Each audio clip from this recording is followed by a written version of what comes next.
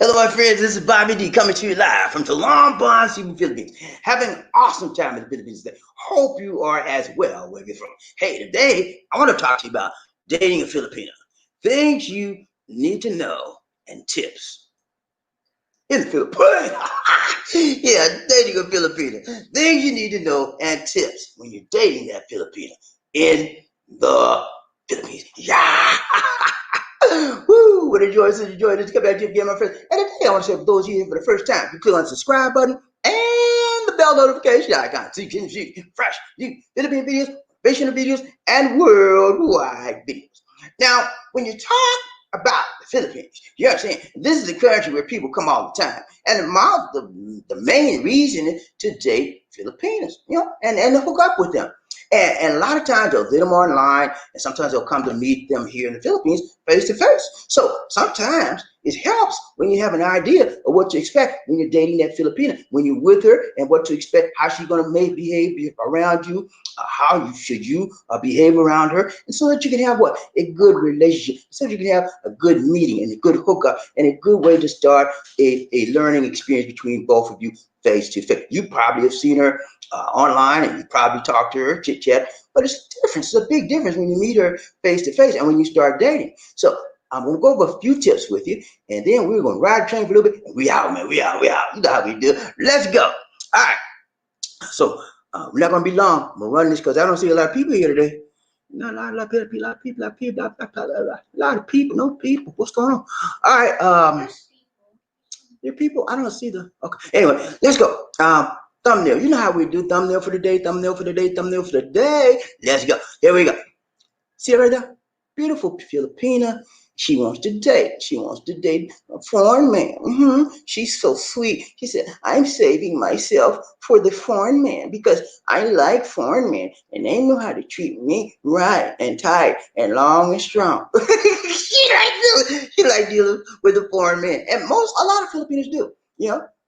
They love foreign men because foreign men are more sensitive to their needs. And actually, to be honest with you, foreign men appreciate the Filipino much more than a regular Filipino. Okay, that's just the way it is. And when you come to the Philippines, you begin to see that because you'll have a lot of Filipinos trying to get into hook up with you. Say, hi, sir. That's how they say.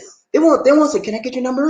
Because that's a little bit too fast. They're like very, very conservative women. They're very, very laid back. So they'll say, hi, sir, and they'll smile at you. That means that they like you, and they may want to get to know you more. And if you got smarts on you, you say, okay, hi, sweetheart, ain't I get your name? And that's how you start making friends, and that's how you start getting relationships and making yourself friendly and make yourself known, and you begin to experience life in the Philippines, the dating scene. All right, so you see the lady right there? She's beautiful Filipino. I like her lips, man, big lips, big nose, not big, but she got a cute Filipino nose, big eyes. Oh, she's cute, man. Anybody would be more than happy to have her as a friend and as a good girlfriend or a person to date, just to date. Your computer wouldn't show up. What's wrong?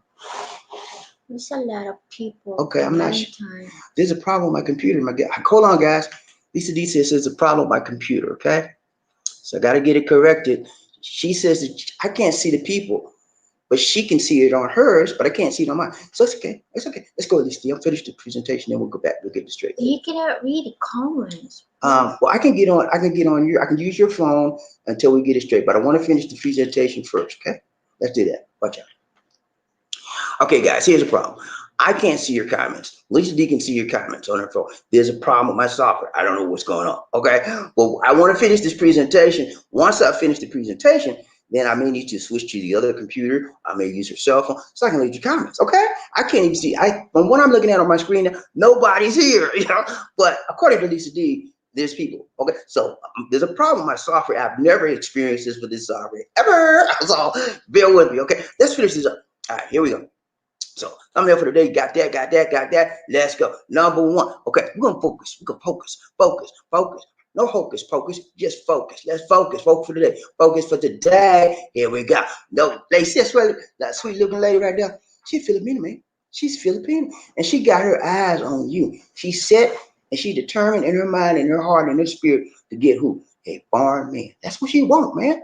And she said, because I'm no foreign man know how to treat me, and they take care of their women, and they have monte. That's what they got. So they don't mind hooking up with somebody that can take care of them and supply and meet their needs. And that's only natural. I mean, anyone, what woman in the world would not want to date someone that can take care of them and help them financially and all kinds of stuff. That's what they want here. And it's okay, man, because you want someone that can rely on you, depend on you, and you want someone that can take care of you too. So it's a two-way, it's a win-win situation all the way around. Okay? It's when it becomes a losing situation is when you're hooking up with the scammer.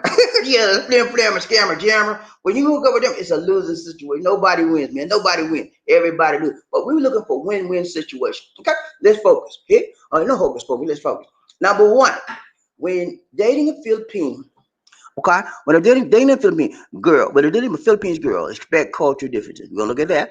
Number two, we're gonna expect to help her financially. That's another thing you need to watch out for. And number three, expect to pay for dinner for three. That's right. Yeah, man. When you get around on a date, those are some very, very basic, and there's a whole lot of more things. But I would have it down to just three. But those are the basic things you want to look out for when you date your Filipino, because she has certain expectations of you in her mind, and in the same token, you need to have the certain expectation of her. What you okay? I know Bobby D said on this video she might. I might have to pay for three people at the dinner, and Bobby D said on the video that there's some culture difference, and you gotta look out for that stuff. You gotta be ready for it. Okay, the more prepared you are when you meet your woman, your girl, your Filipino in person, man, the better off your first impression will be on her, because most of them, they don't anticipate, like I told you, anticipate their cultural differences, right? I told you that, right? But most of the Filipinos don't likewise anticipate what your culture differences, right? They don't. I don't know what it is, but they expect us to be, on point with them when it comes to their stuff, right? Their culture gonna be, I guess, gonna be in their culture, in their country.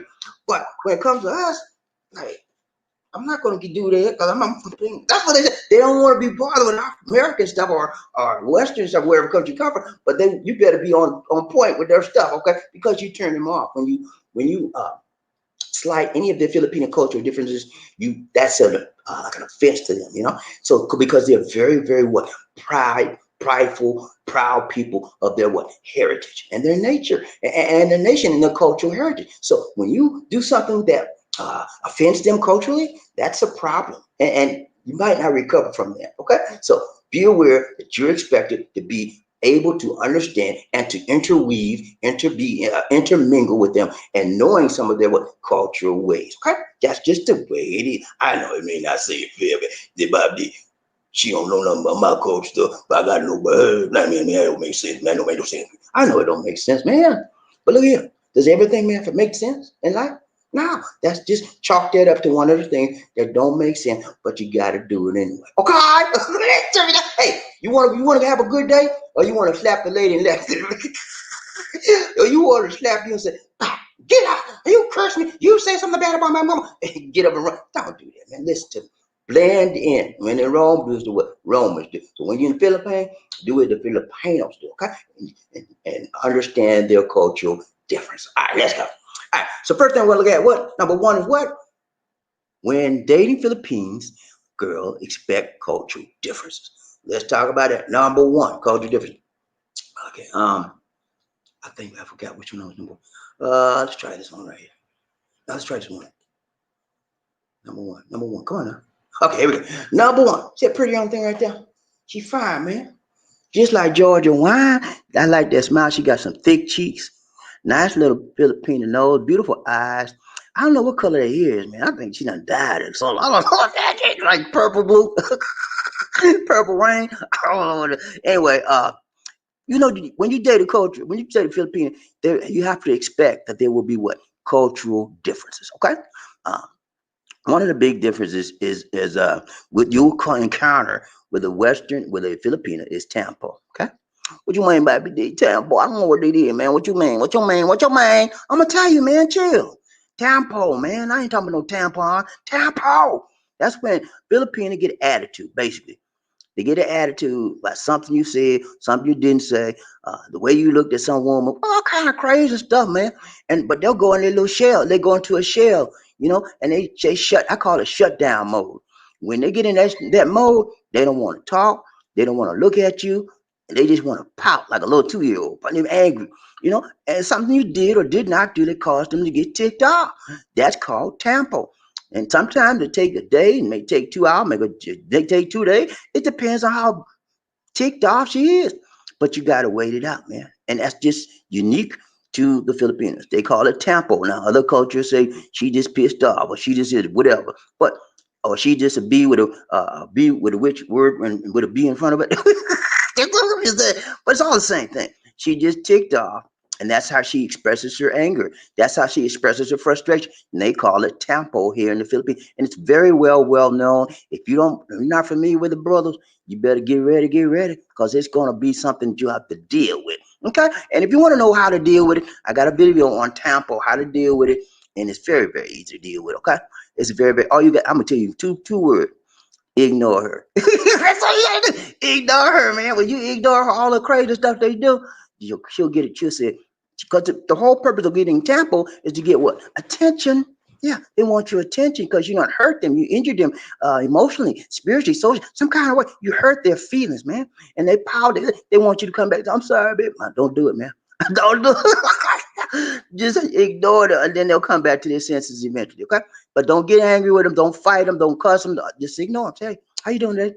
She don't say nothing. Go on about your business. And your business. Do what you gotta do. Eventually, she'll come around. Wait it out. All right. Number two. B, concept of Filipino time. When you're dating a Filipino, understand, guys, that Philippines in general have a different conceptualization of time. What you mean, Bobby D? What you mean? Yeah, man.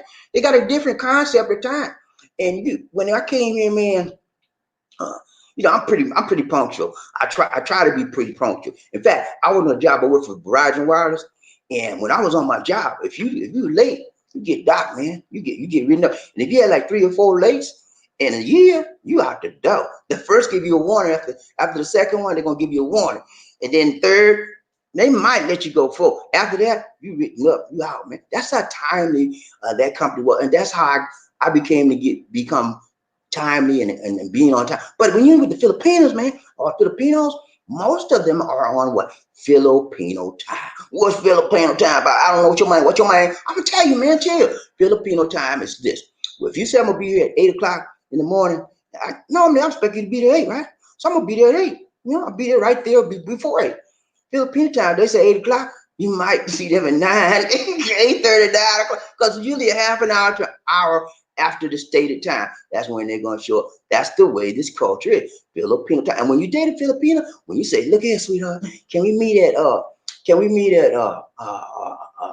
cafe at 8 o'clock? I see then. Okay, I see then. I be there. You get there 7:30 because you don't want to be late, right? She gets there and you get there 7:30, 8 o'clock. You say, where she at? No, she got 9 o'clock.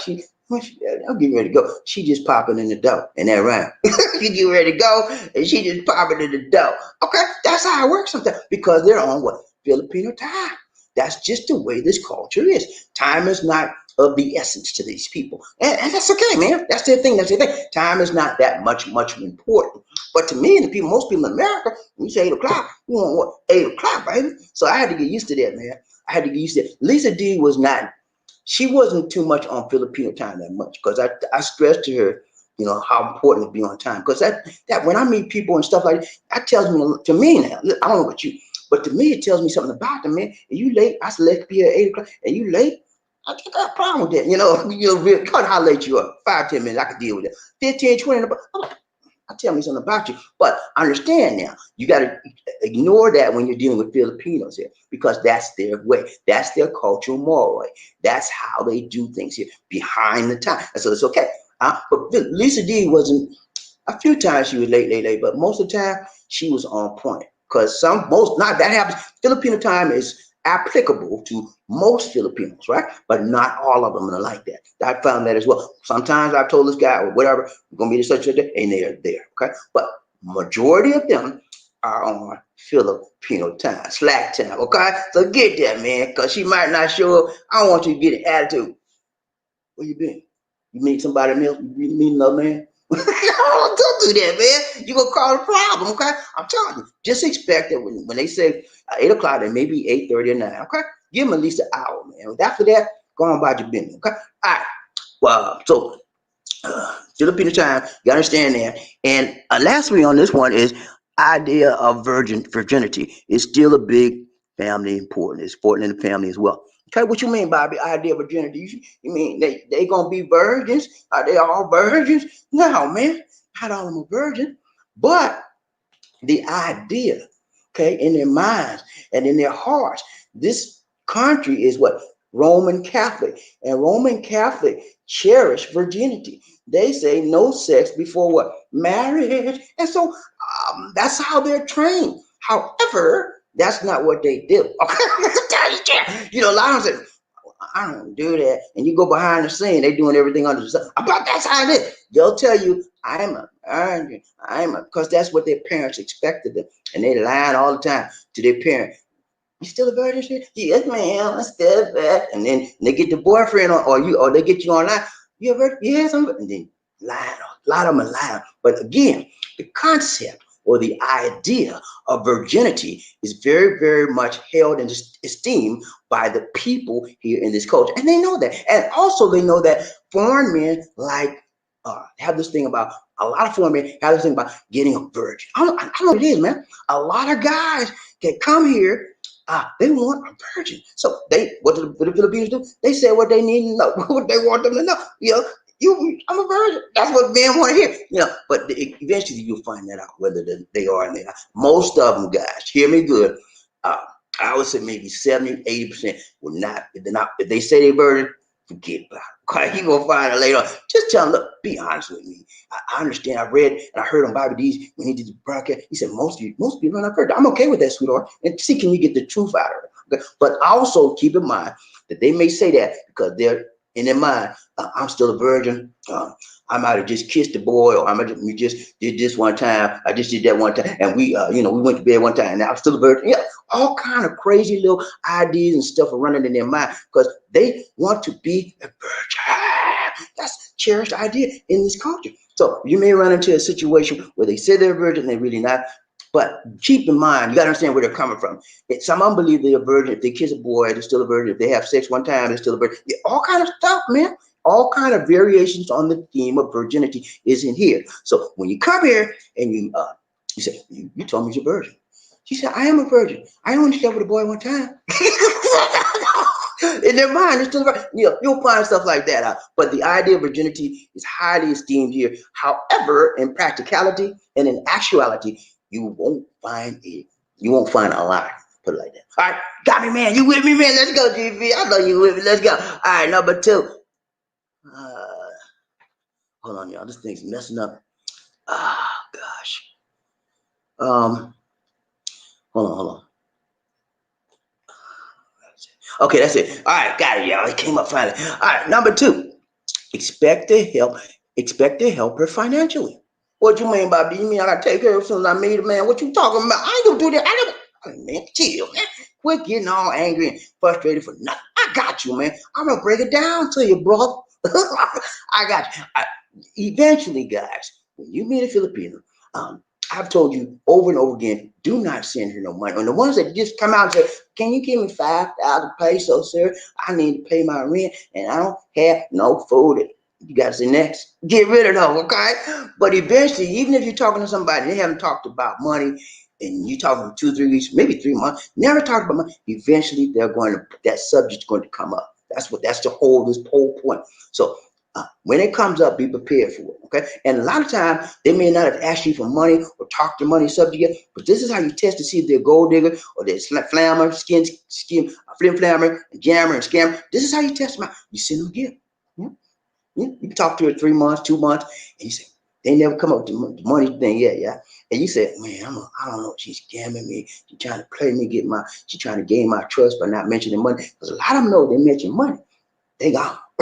So you say, let me think, man, what I'm going to do. You send them a gift, man. So yeah, send them a gift. You know, test them out. Send them a teddy bear. You can send them some chocolates, some flowers. And then when she get it, see how she reacts when she gets it, okay? And she said, "Oh, thank you. That was so nice of you. I appreciate it. Nobody's ever sent me anything. You're so nice. I love you." You know, she's okay. But she said, "Okay, thank you. Thanks for the gift, but I need money, honey." You know you got a problem. You know you got. I said, "What is this? You sent me some chocolates? I can buy my own chocolate and throw it at the screen." You know you got a problem, man. And then she said, he said, "Well, you that cheap, you can't send me no money." Then she started talking about, "I got bills." You know you got the wrong baby. Okay, so she just flunked the test. You know that's how I test Lisa D, man. I test Lisa D, man. I put so many tests on Lisa D, man. She didn't even know I was testing her half the time. But most of the tests I put on her, she passed. You know, I remember a few tests she didn't pass. Okay, but the majority of the tests I put on her, and then what I would do with her, I would ask her questions, and then I would get information from her, right? And then I would ask her the information she gave me, but I would ask her the question we never talked about it in the area to get to that question. Or just rephrase things, and then make see if she gave me the same answer. And most of the time, I would say 80 to 90% of the time, Lisa D would always be on point with her answers, and everything would come. That's how I knew she was truthful. And so you have to test them sometimes, even when they don't know you're testing them. You do your thing to find out, and you're going to gauge their response and their reaction to what you did to test them. That's how you know whether you're dealing with a true Filipino or not. That's how you know whether you're dealing with a film clammer or a scammer or a jammer. You know what I mean? That's what you need to know. You need to know if they are what? Legit. And I talked to you about when you have a legit person yesterday, right? Or the day before yesterday. I talked to you about when you have a legit person, you do not want to quit. Okay? Let me go. Where Hammer? MC Hammer, where you at, man? Hammer time. I'm just playing, man. All right, number B. Then I told you about it. See how she reacts to the gift, man. Send her a gift. That's how you test her out. You know, pretty young thing. See her right now? Beautiful hair, beautiful lips, beautiful eyes. Fine, man. Who wouldn't want some of that? I mean, I would. That lady's kind. She's fine and she might be kind. You know, so you got to test them out. All right, number 3, and we getting ready to go out the door. Let's go. Number 3. Here we go. Excuse me. Expect to pay for dinner for 3. That's called number 3. Okay, and then right. All right. You expect to pay for dinner for 3. You say, "Okay, sweetheart, let's go to dinner tomorrow, okay? Okay, I'll meet you dinner for our first date. Is that okay, baby?" Yeah, I'll be there. And then she comes, right? And then you find out that she got a friend. They say she's just a friend. They say she's just a friend. Oh, baby, ooh. You got what I need. You remember Bismarck, right? They say but you got a friend, man, and you didn't bargain for it. Look at who is this? That's my friend.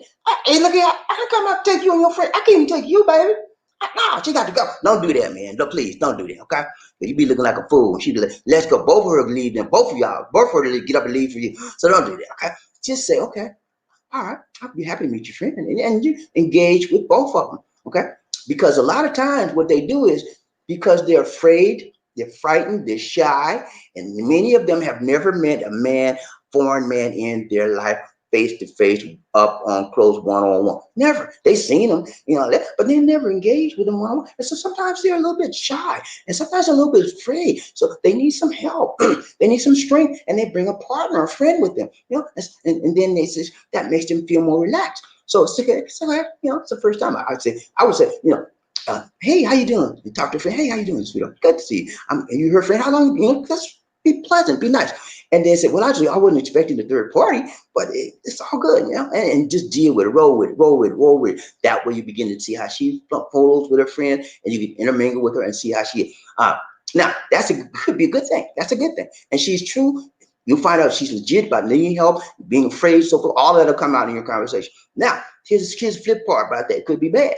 She can want a friend to bring with her, right? She might bring 4 or 5. There could be a party. She want to get your Martine. That's the one you want to look at. I'm out. I ain't paying for all y'all. She want a free meal, okay? And she wants her friend to have a free meal. She has no intention of being serious with you. That's the bad side. She has no intention of being serious with you. She just wants a free meal. And she want to get her friend to get on it because she know foreigners have to what? Change to the ching, ching, ching. Yeah, we got that Monte, aren't they? And she said, "Okay, guys, we're going to get this foreigner. And he going to take us to make Jollibee, and we're gonna eat up a storm. Okay, you ready? Let's go. And she bring 5 girl with. I'm like, that's the kind of girl you don't want to be dealing with. Get rid of her. Okay? Don't pay for that. Say, okay, I talked to you. I didn't come here to deal with 5 women and you too. What do you think I am? A fool? Get up and go. So I talk to you later. Bye. Yeah, that's how you do. But those are 3 tips. I want to let you know how you deal with these women, Philippine women in the Philippines when you're dating a man, because some of them will take you to clean the man, clean you out. You know, I'm serious, man. It's a game for some of them. And then some of them are very, very honest and sincere. Those are the ones you have to use your discernment to deal and to find out which one this is. I bring this to you because a lot of you guys are coming out here sort of not having anyone you've dealt with. A lot of you guys that just want to come out here and live and you want to find someone when you get here. However, you have to know what to look for and you have to know how to deal with them on dates. Now, I would always advise anyone that's coming out here to live and they want a partner or a companion, date or a girlfriend out here, I would advise you to go online, go to online dating site, find one, and then maybe 2 or 3, just talk to them. So you get accustomed to the Filipino way and how they talk to you and how they relate to their culture. And then you can come down here and maybe whittle it down. You have 3 you looked at, talk to online, right?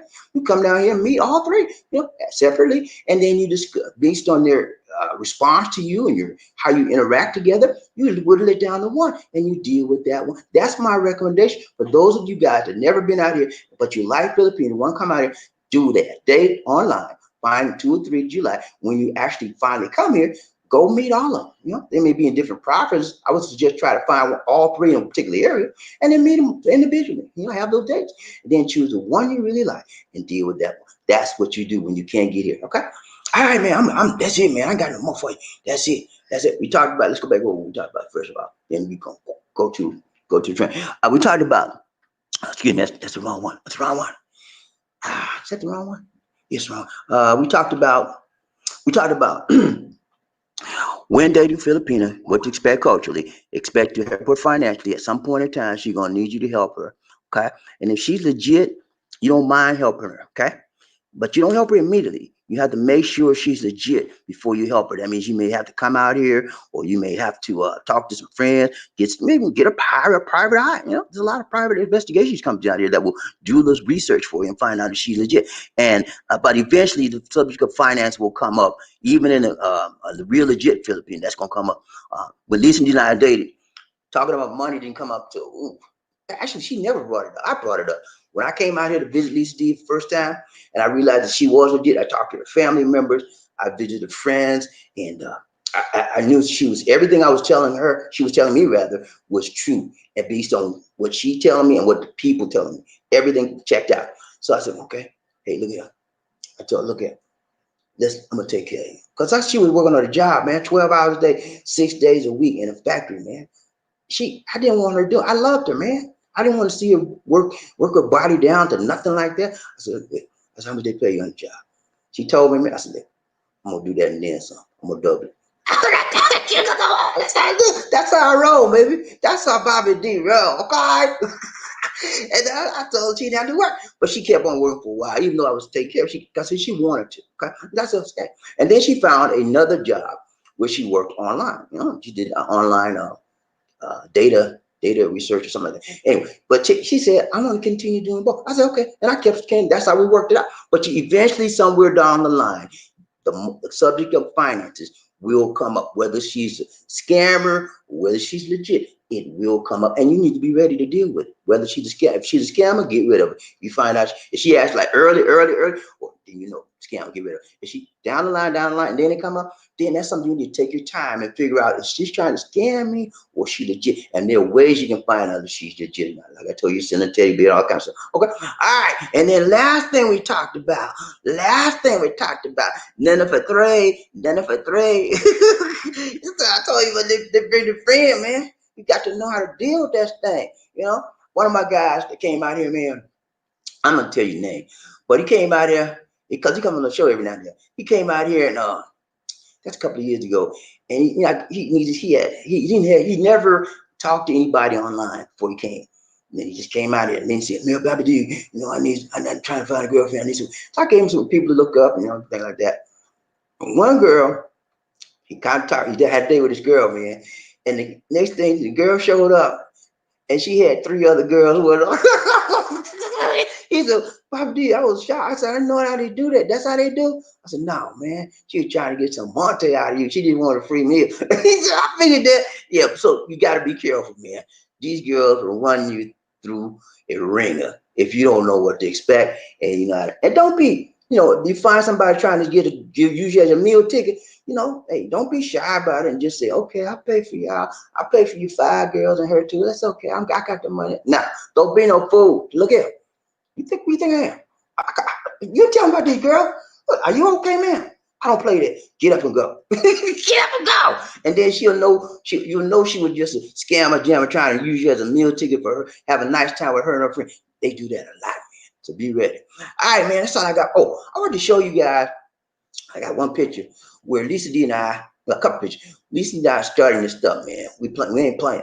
See, we got some supplies already. We got a sack of rice, 50K, one 50K sack of rice.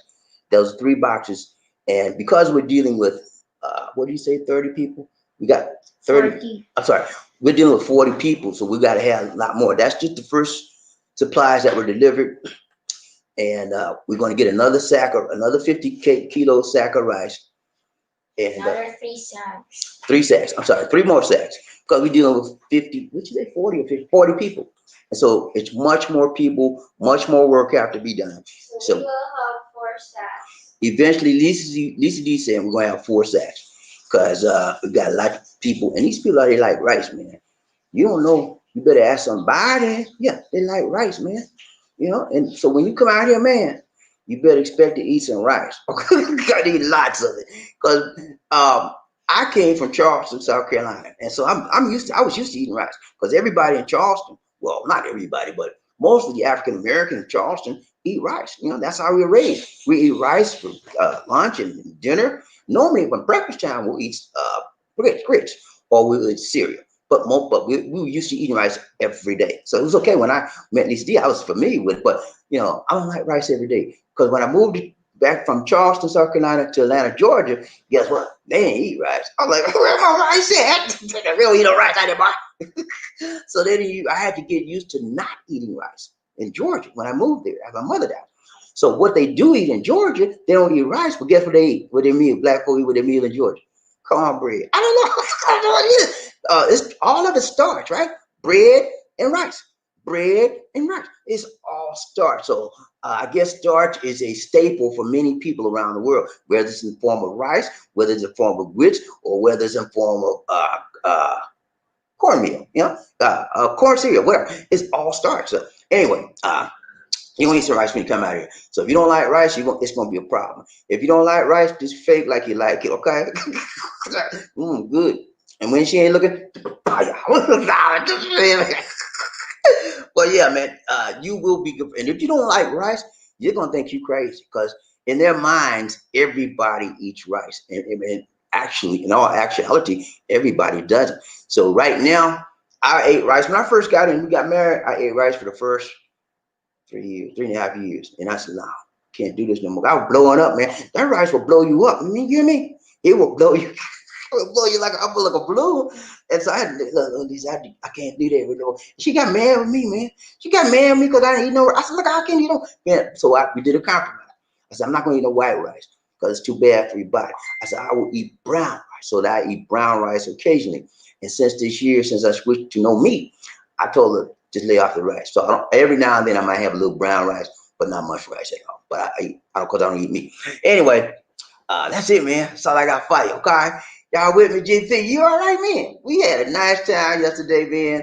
Y'all should have been. A lot of y'all wasn't here, but I did it at 8 o'clock in 8 o'clock in the morning, your time, on the last broadcast, and we had a good time, man. We had. Guess what, y'all? I think we had 4 angels. We have 4 angels in the house, man, including Lisa D. We have 4, man, and the angels took over the whole conversation.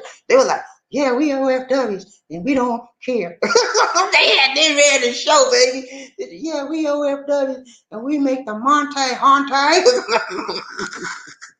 They would talk about all of the things they had to endure as an OFW. Of course, they work like they're on call 24/7, and they say that the people don't really pay them enough to be on call like that, but that's a part of what they do. That's a part of what they agreed to when they accepted the contract. So you know, that's what like I told them like I can't do that. I can't work 24/7 and just on one set Saturday. And if they go to bed, let's say they go to bed, and the boss man said, "I want me something to drink. Go get me some." He said, "Knock up.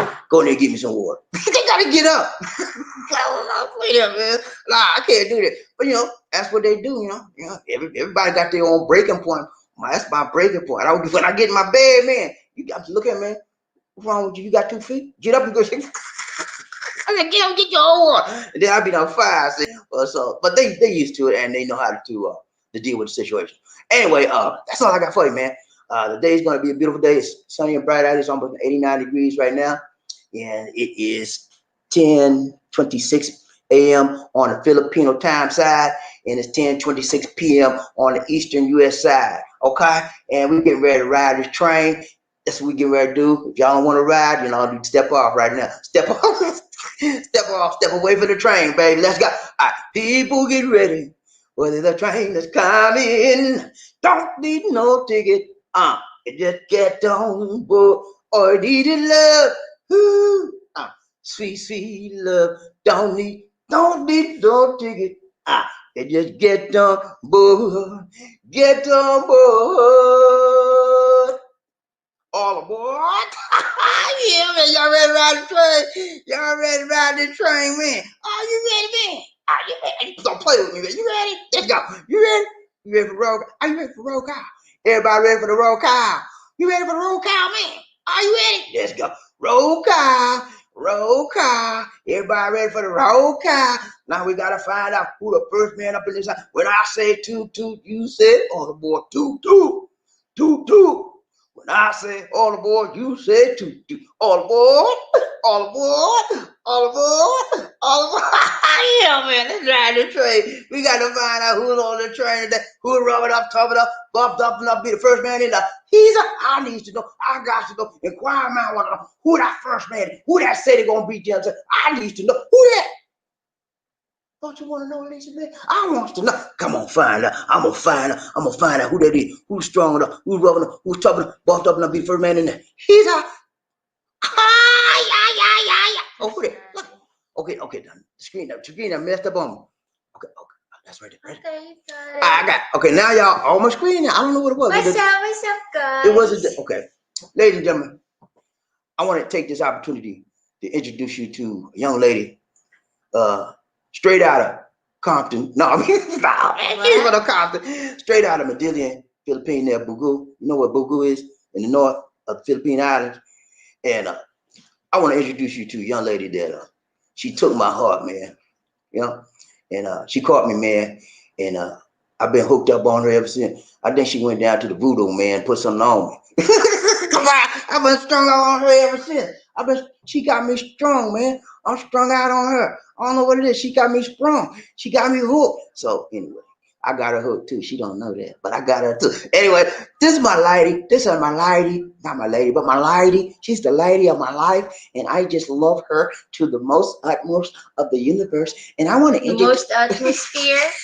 She's in the stratosphere, the hemisphere, and all kind of spheres you can get. Cause that's my Lisa D, and I just want to cry right about now. Anybody got any tissue out there? This is my lady, man. Her name is Lisa D. She's awesome, man. I enjoy being with her, and we're almost together 24 hours a day, every day of the week of the year. With here, man. And she, I'm getting a little stuck up because I'm talking about it.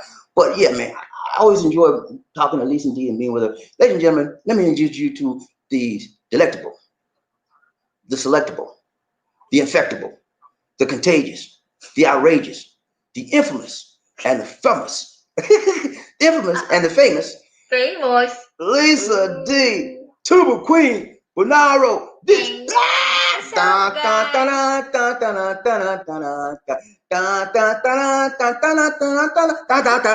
That's it. Hail to the queen. Let's go. Roger. How you doing, my dear? I'm doing good. Good.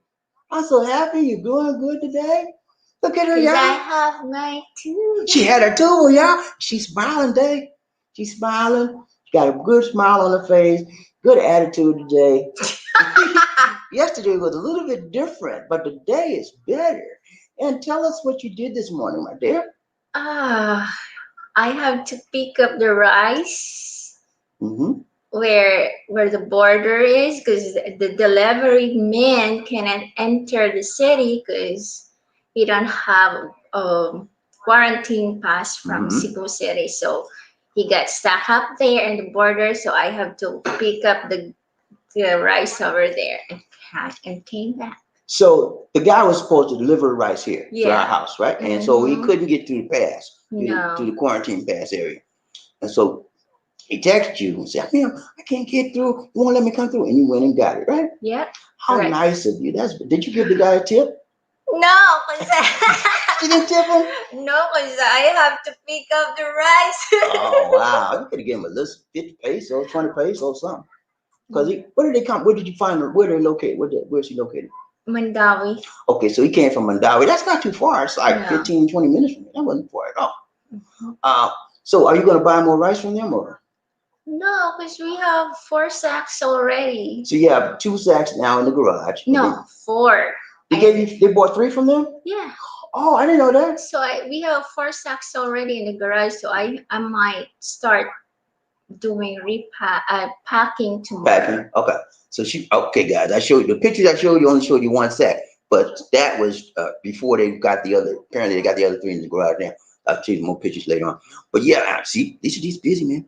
She's happy to do this work, because And this then is. the I'm sorry. eggs will be next week. Before we leave, might be Thursday or Friday. That's what I said. They cannot have the 40 trays immediately because they only have a little bit of what's that chicken that lays eggs. So you buying the eggs from a chicken farm, Yeah. and they're gonna crate the eggs up in time. Because you told them we were driving a long way, and we don't want the eggs shaking and cracking Yeah, up, they right? have to tie it. Okay. All right. So she's got like 40 crates of eggs coming as well. Okay. She bought them, and they're gonna deliver them. Well, we have to go pick them up actually, and that's gonna be next week before we get ready to leave. Yeah. So guys, I'm telling you, we're getting ready. This is gonna be the biggest food drive ever. And we're excited about it. These most excited kids because she's going to Medellin, And then I will see my family also. I miss them. You'll get the chance to see her mama. But I cannot hug them and bless something like that. We can't do. I can see only and to talk. We won't be able to do the blessing. You know what the blessing is, right? When they do like this, get my hand, D. And we put on the head to the older person. That's called the blessing. We can't do it because we can't do it. We can't touch. We can't reach out and touch somebody's hand. Make this world a better place. It's better to be safe than sorry. Reach out and touch somebody's hand. Make this world a better place. If you can, but we can't do that, man. We're gonna make this world a better place by giving them food, but we can't touch them, man. We don't want to get infected. We're gonna have our PPE on. I'm gonna have my face shield on. I'm gonna have my mask on. I'm gonna have my gloves on. These people gonna have the same thing. We're gonna like, okay, don't touch me. We get out there, look at it. Back up. We got a social. Do not touch me either. I'm gonna give you the food. Don't touch me, sir. How about your dad? Your godson, you don't touch them also. No, I can't touch nobody because kids carry people don't believe this, man, but kids carry the virus as well. We got people going around talking about, well, they kids are almost immune to COVID and they don't catch it, so we send them back to school. They don't act that crazy talk, man. Don't believe that. Believe the scientists and what the scientists say. Scientists are saying children can catch it. They don't have it as long, and they have the milder symptoms. But they catch the virus just like anybody else. So don't let nobody confuse your mind that children are immune. No, they're not immune to the virus. And what happens is when the children catch the virus, they become what? Spreaders. Okay, they can spread the virus to their mother and father, and if they go to the grandma, and grandmas we know are what? High target people. They can catch it, and they may be out of this world. So don't let nobody fool you. Kids don't carry the virus; they immune. No, don't believe that crap. Okay, listen to me. I'm telling you right, tight, long, and strong, baby.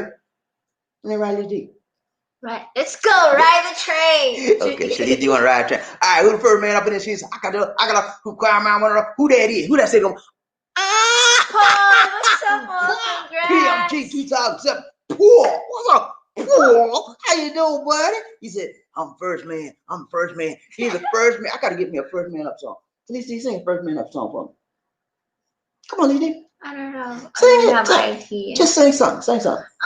Can you please don't? I don't First want man people. up. First man up. You gotta be tough to be the first man up. That's my first man up song. First man up. Who? First man up. Who? You gotta be tough to be first man up. Who? First man You up. have to stay up all night. Girl say she added the line. And you have to stay up all night. Make it tight. Make it right. First man up in the house. I tell you, Congrats, Paul. congratulations, Paul, man. He said, look at Bob D. I said, what you want, man? You all right? He said, yeah, man. He said, I'm tired. So you tired of what, Paul? He said, I'm sick and tired, Bob D. Sick and tired of what, Paul? He said, Bob D, I'm tired. Tired of coming on caboose, man. I'm tired of coming in the middle. I want to be first, Bob D. I said, man, hey, look at me. What you got to do, right? He said, what I got to do, Bob D? I said, you got to take some tuba, put in your coffee, man, drink it, and keep you up all night. So Paul did what I said. Keep you going to the restroom all day and night. Nah, I need to prove you for that. Hey, he came to the keyboard. He said, took a little sip. He was like, ah. Then when he heard that notification, ding, he said, ding, he broke the keyboard down, man. But he made it. Paul, I'm just kidding. Paul did the doggone thing right, did it tight long. We got to give him some props. Congratulations, Paul. You're the man. You're the first man up in there. 1 gallon of tuba in Palawan. At least he's going to send you a gallon too, okay? Just for your accomplishment today. And Western Union. And you know, when you're the first man up, you're the number one, baby. And one is a lonely number, okay? So you all by yourself. Everybody else in the back of you, in back of the pack. They like, I wish I could be first. But number one is the lonely number. And can be only number one, number one. Right, train body, Lizzie, one nation. Who we got? What's up, Lauren? Oh, she has a new avatar. Don't play. Learning. Okay, wait a minute. This is new. Wait a minute. She has a new avatar. Who this is? I don't know this person. Who is this? Lauren. No, that's not Learning, man. 85. That's it. See? Hello, everyone. Good morning. It's me, Lauren. Okay. So she changed. Learning, done changed up on me, Learning. What you doing? Okay, she got a headdress on. She got a big old headdress on, like a Muslim headdress. She said, hello, everyone. Good morning. It's me, Learning, May 85. Yay! She done changed up. First woman Okay, in the house. got your lady at the house. Ready? Angel in the house. 1, 2, 3, go. Angel in the house. Angel in the house. Angel in the house. Woo! Welcome, Learning, May. She changed her picture on us, but she didn't change her heart, y'all. She still got the love, L to the O to the V. Love in her heart. So that's how we reckon. That's how Lisa D recognize you, because the love coming through your eyes and through your face. Love, and that's all right. Round train body, Lisa, one nation. Terry Fleming. What's up? Terry coming to us from Facebook. He said, all aboard, toot.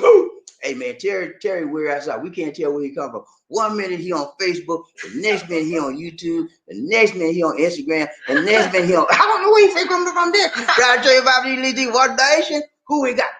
King Hawk. Monkey Wrench, you're not number 2. Sorry, you're not number 2. Go back to Terry Fleming. Go back to Terry Fleming. Terry, you number 2, man. I forgot to tell you. You number 2. Wait a minute. 2 Learning May. First woman. Okay. Terry. Who was number 1? Paul. Number 1. First man up. Number 2. Learning. Okay, Learning. Go back to Learning. I got to congratulate her. I forgot to congratulate. Learning May, I'm sorry. I forgot. I'm so excited that you were the first woman up in his house. I forgot to congratulate you for being the first woman up in his house. You're the first woman up in his house, and the second person up in his house. You're number 2, but number 2 just won't do. Okay, let's go. All right. So we got Arthur, Monkey Wrench. Monkey Wrench. What's up, Monkey Wrench? He said, number 2. No, man, you didn't do it. Get it. You trying to take credit from Fleming, man. Terry said, nah, Bobby D, don't you tell him he number 2. I'm number 2. Terry Fleming is the number 2 man. And you're in the number 3. You're in the number 2. Wait a minute. Terry Fleming's the number 1 man. No, wait a minute. Terry Fleming's the number 2 man, and you're the number 3 man.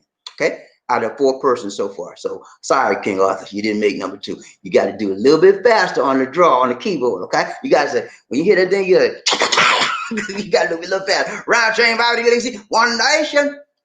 Pull. He said, hello, Bobby D, this D.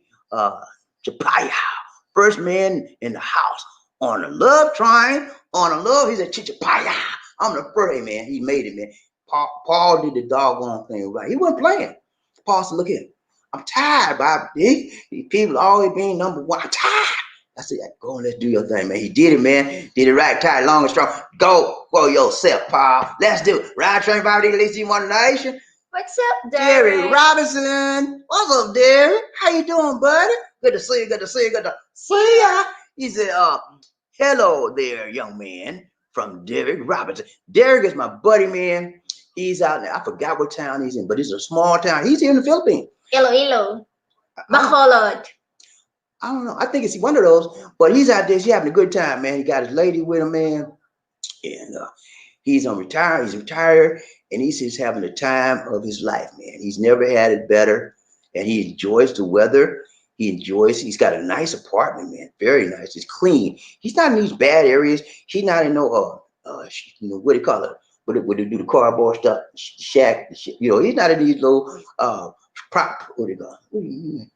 Squatters. He's not in the squatters area. I'm trying to think of a word. He's not in the squatters area. He's in a nice place, man. He showed me some pictures of the place. It's nice. I mean, he's living a good life on a little retirement money. And he could have did that in the States, man. He could not live like he's living now.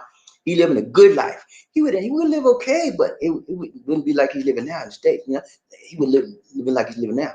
But he's doing good, man. Good to see you, Derek, man. We call him Big D. Big D, what's up, man? What's up, D? Brown Train Body, Lizzie, One Nation. Mervin, hey, what's up, Mervin? Good to see you, brother. He said, hi, Bobby D and Lisa D. Toot, toot. Let's go. Let's go, y'all, and ride the train. We can't ride it no more. Okay? We're going to ride it till the wheels fall off the track, baby. Let's go. We got Timothy Glover. Timothy Glover. What's up, Timothy? He's from How you Facebook. doing? What's up? Timothy catching us on Facebook. Good to see you, man. He's one of my Facebook buddy, man. We hang out every now and then. We chit-chat to the chat. You know how we do. Ride the train, Bobby Lizzie. Watch good, baby, man. We doing good, man. And we say the Lord is good all the time, and all the time the Lord is good. Yeah, you don't have to get that in there, man. We doing good. Who we got? Look at who we got. Timothy, you can go to the YouTube to our YouTube channel also. Yeah, I think he's a. If you're not a YouTube subscriber, Timothy, I don't know, but I used to talk to him on Facebook. But if you're not a YouTube subscriber, hit that. Go to YouTube, find Life in the Philippines, the Black Person Viewpoint, and subscribe to the channel for me, man. Do that for me, okay, Timothy? Do that for me, buddy. Let's go. Ryan James, Bobby Lizzie, One Night King off. He said, "Sorry, number 4, number 3." I try to make him 4. Number 3. He's number 4 actually, because Terry Fleming was number 3. Huh? Terry Fleming is number. Okay, we got number 1 with Paul. Yeah. Number 2 man. He's number 2. Oh, no, I'm talking about men. The men. For the men. He's number 3. He's number 3 as far as the men. But as far as the persons, he's number 4. But you're right. He is number 3 as far as the men up in his house. Okay? You got it right, King Arthur. You did it right. Ryan Train Bobby Lizzie. See, why you trying to mess with King Arthur? She already trying. Now I see why y'all friendly. I see why y'all friendly. She already trying to mess him up. Larnie May, she said, how you pronounce that last name? Bagasina. Whoa, that's a name in the hell, Bagasina. I'll keep calling you Larnie, and I don't even like Larnie. What I'm gonna call you that? Larnie May, she said, hello, Bobby D, Lizzie. Good morning to both of you. I'm sorry, I forgot my voice. Lisa D, don't let me forget my Larnie voice. I gotta get it ready, y'all. Hello, Bobby D, Lisa D. Good morning to both of you. I'm just charging my My other phone. I'm just charging my other phone, and I want to talk to y'all. And I want to look on. I'm looking on the computer now, and I'm looking at my favorite people in the whole wide world, Bobby D and Lisa D. And you know what I like to do with them? We like to lie and ride on the love train. I'm so happy today. I'm so happy to ride the love train with Bobby D and Lisa D. It's a good thing, y'all. Let's go. I see Larnie. I made you look good. I said some good stuff about it. Right, Bobby Lizzie, One Nation. Mervin, hey, what's up, brother? Buddy? He said, Oh God, that Lizzie. Okay, Lizzie, leave him alone now. Leave him alone, Lizzie. What? He's Come a on. real gun. He like to play with that word. I don't know what. Okay, It's he's because of Casey. He is the one who called him. actually he is a gunny. That's what he did in the He military. like playing gun. He's a gunnery sergeant. He said, hello to all my good love train peeps. How y'all doing? Gunny says hello. Right, train Bobby Lizzie. Terry. He said for train maintenance. Do the right, do the tight, do the long, do the stuff. Thank you so much, Terry. Hey, appreciate that, man. Change oil. We need a tune up too. Well, we gotta get that. We gotta get the truck. We gotta get the Batmobile checked out before we hit the road. You know how we do, man. I want to get on that road. I was like, oh my. Nah, we always get it checked out when we hit the road. But thank you so much, Terry Fleming, man. Let's do a dance for Terry Fleming. Ladies and gentlemen, one of the original players from the Himalayas. Jerome's in the house. I said Jerome's in the house. Jerome's in the house. I said Jerome's in the house. Come on, girl, let's do the penguin.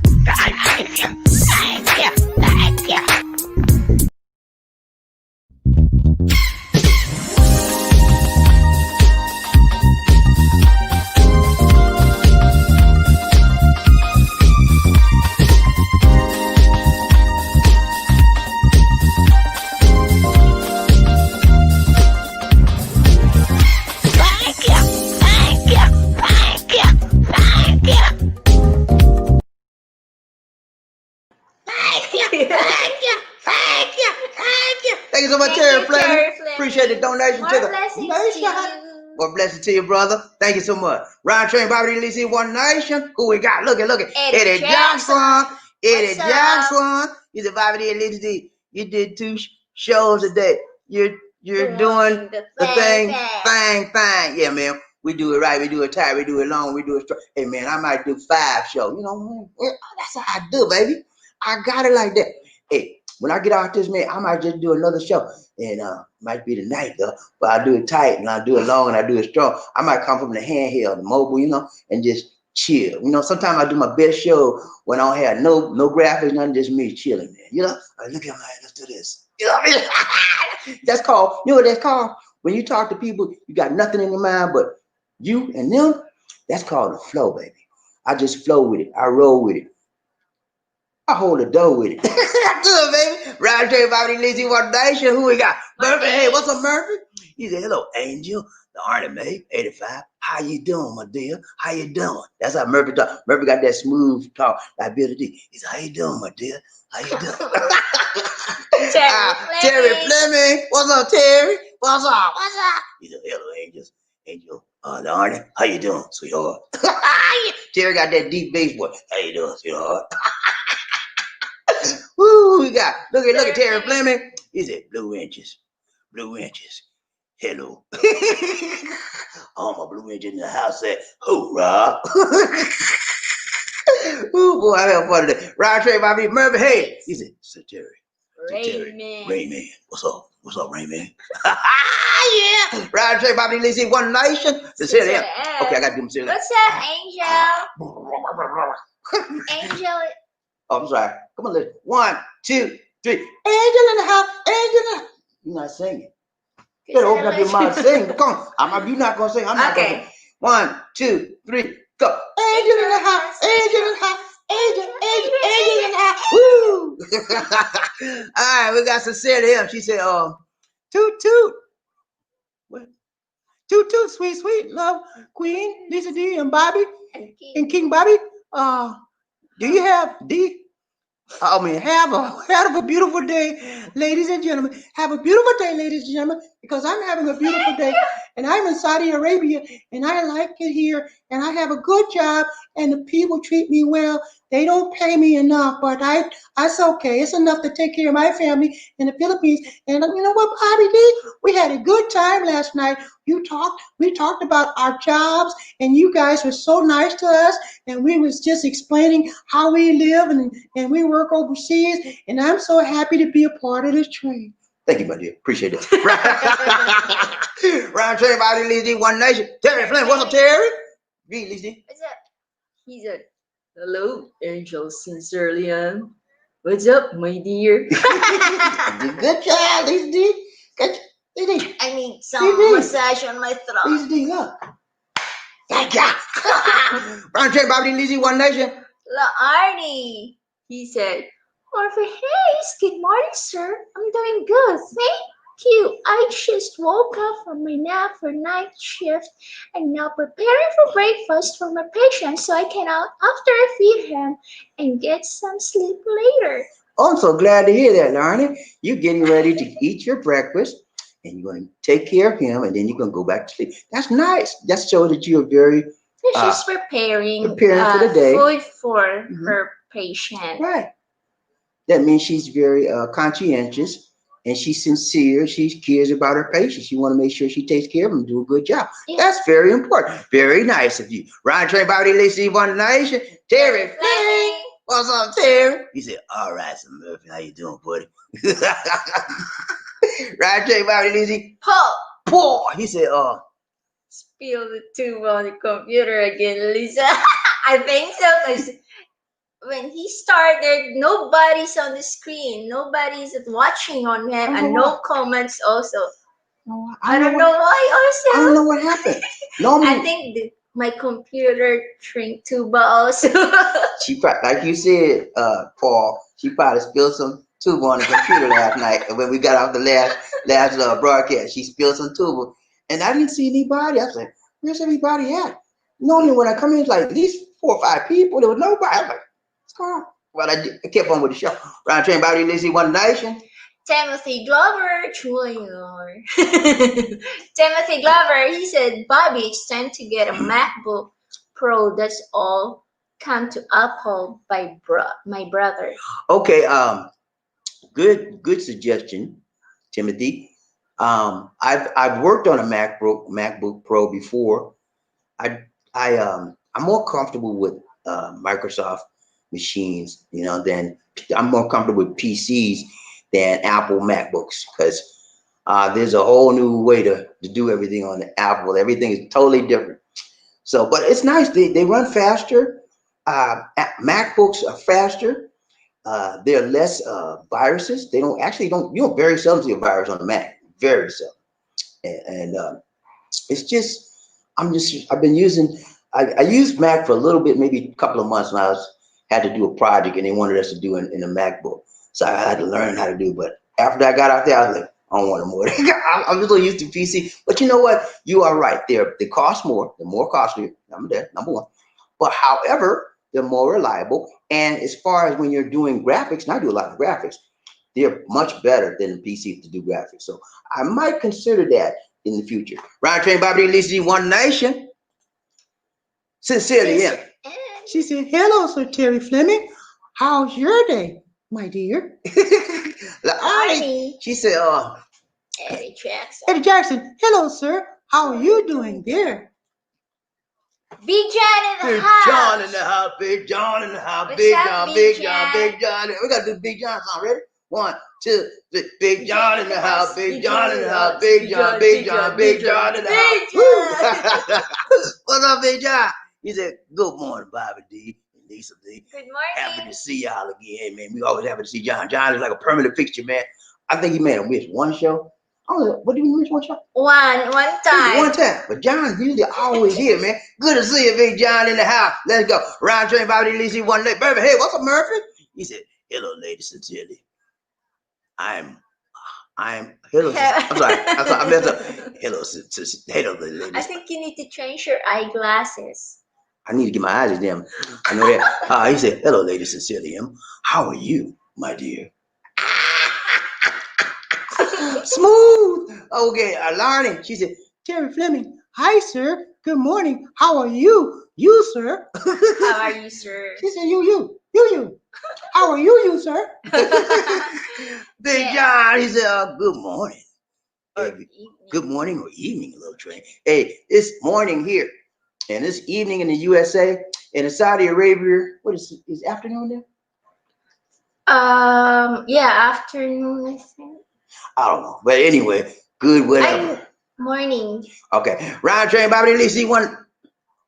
Sincerely, she said, kudos, sir. PMG 2007, Paul. Saludos and kudos. Round train, Bobby Lee. Kudos. Murphy, hey, he said, hello, Sir John, my buddy.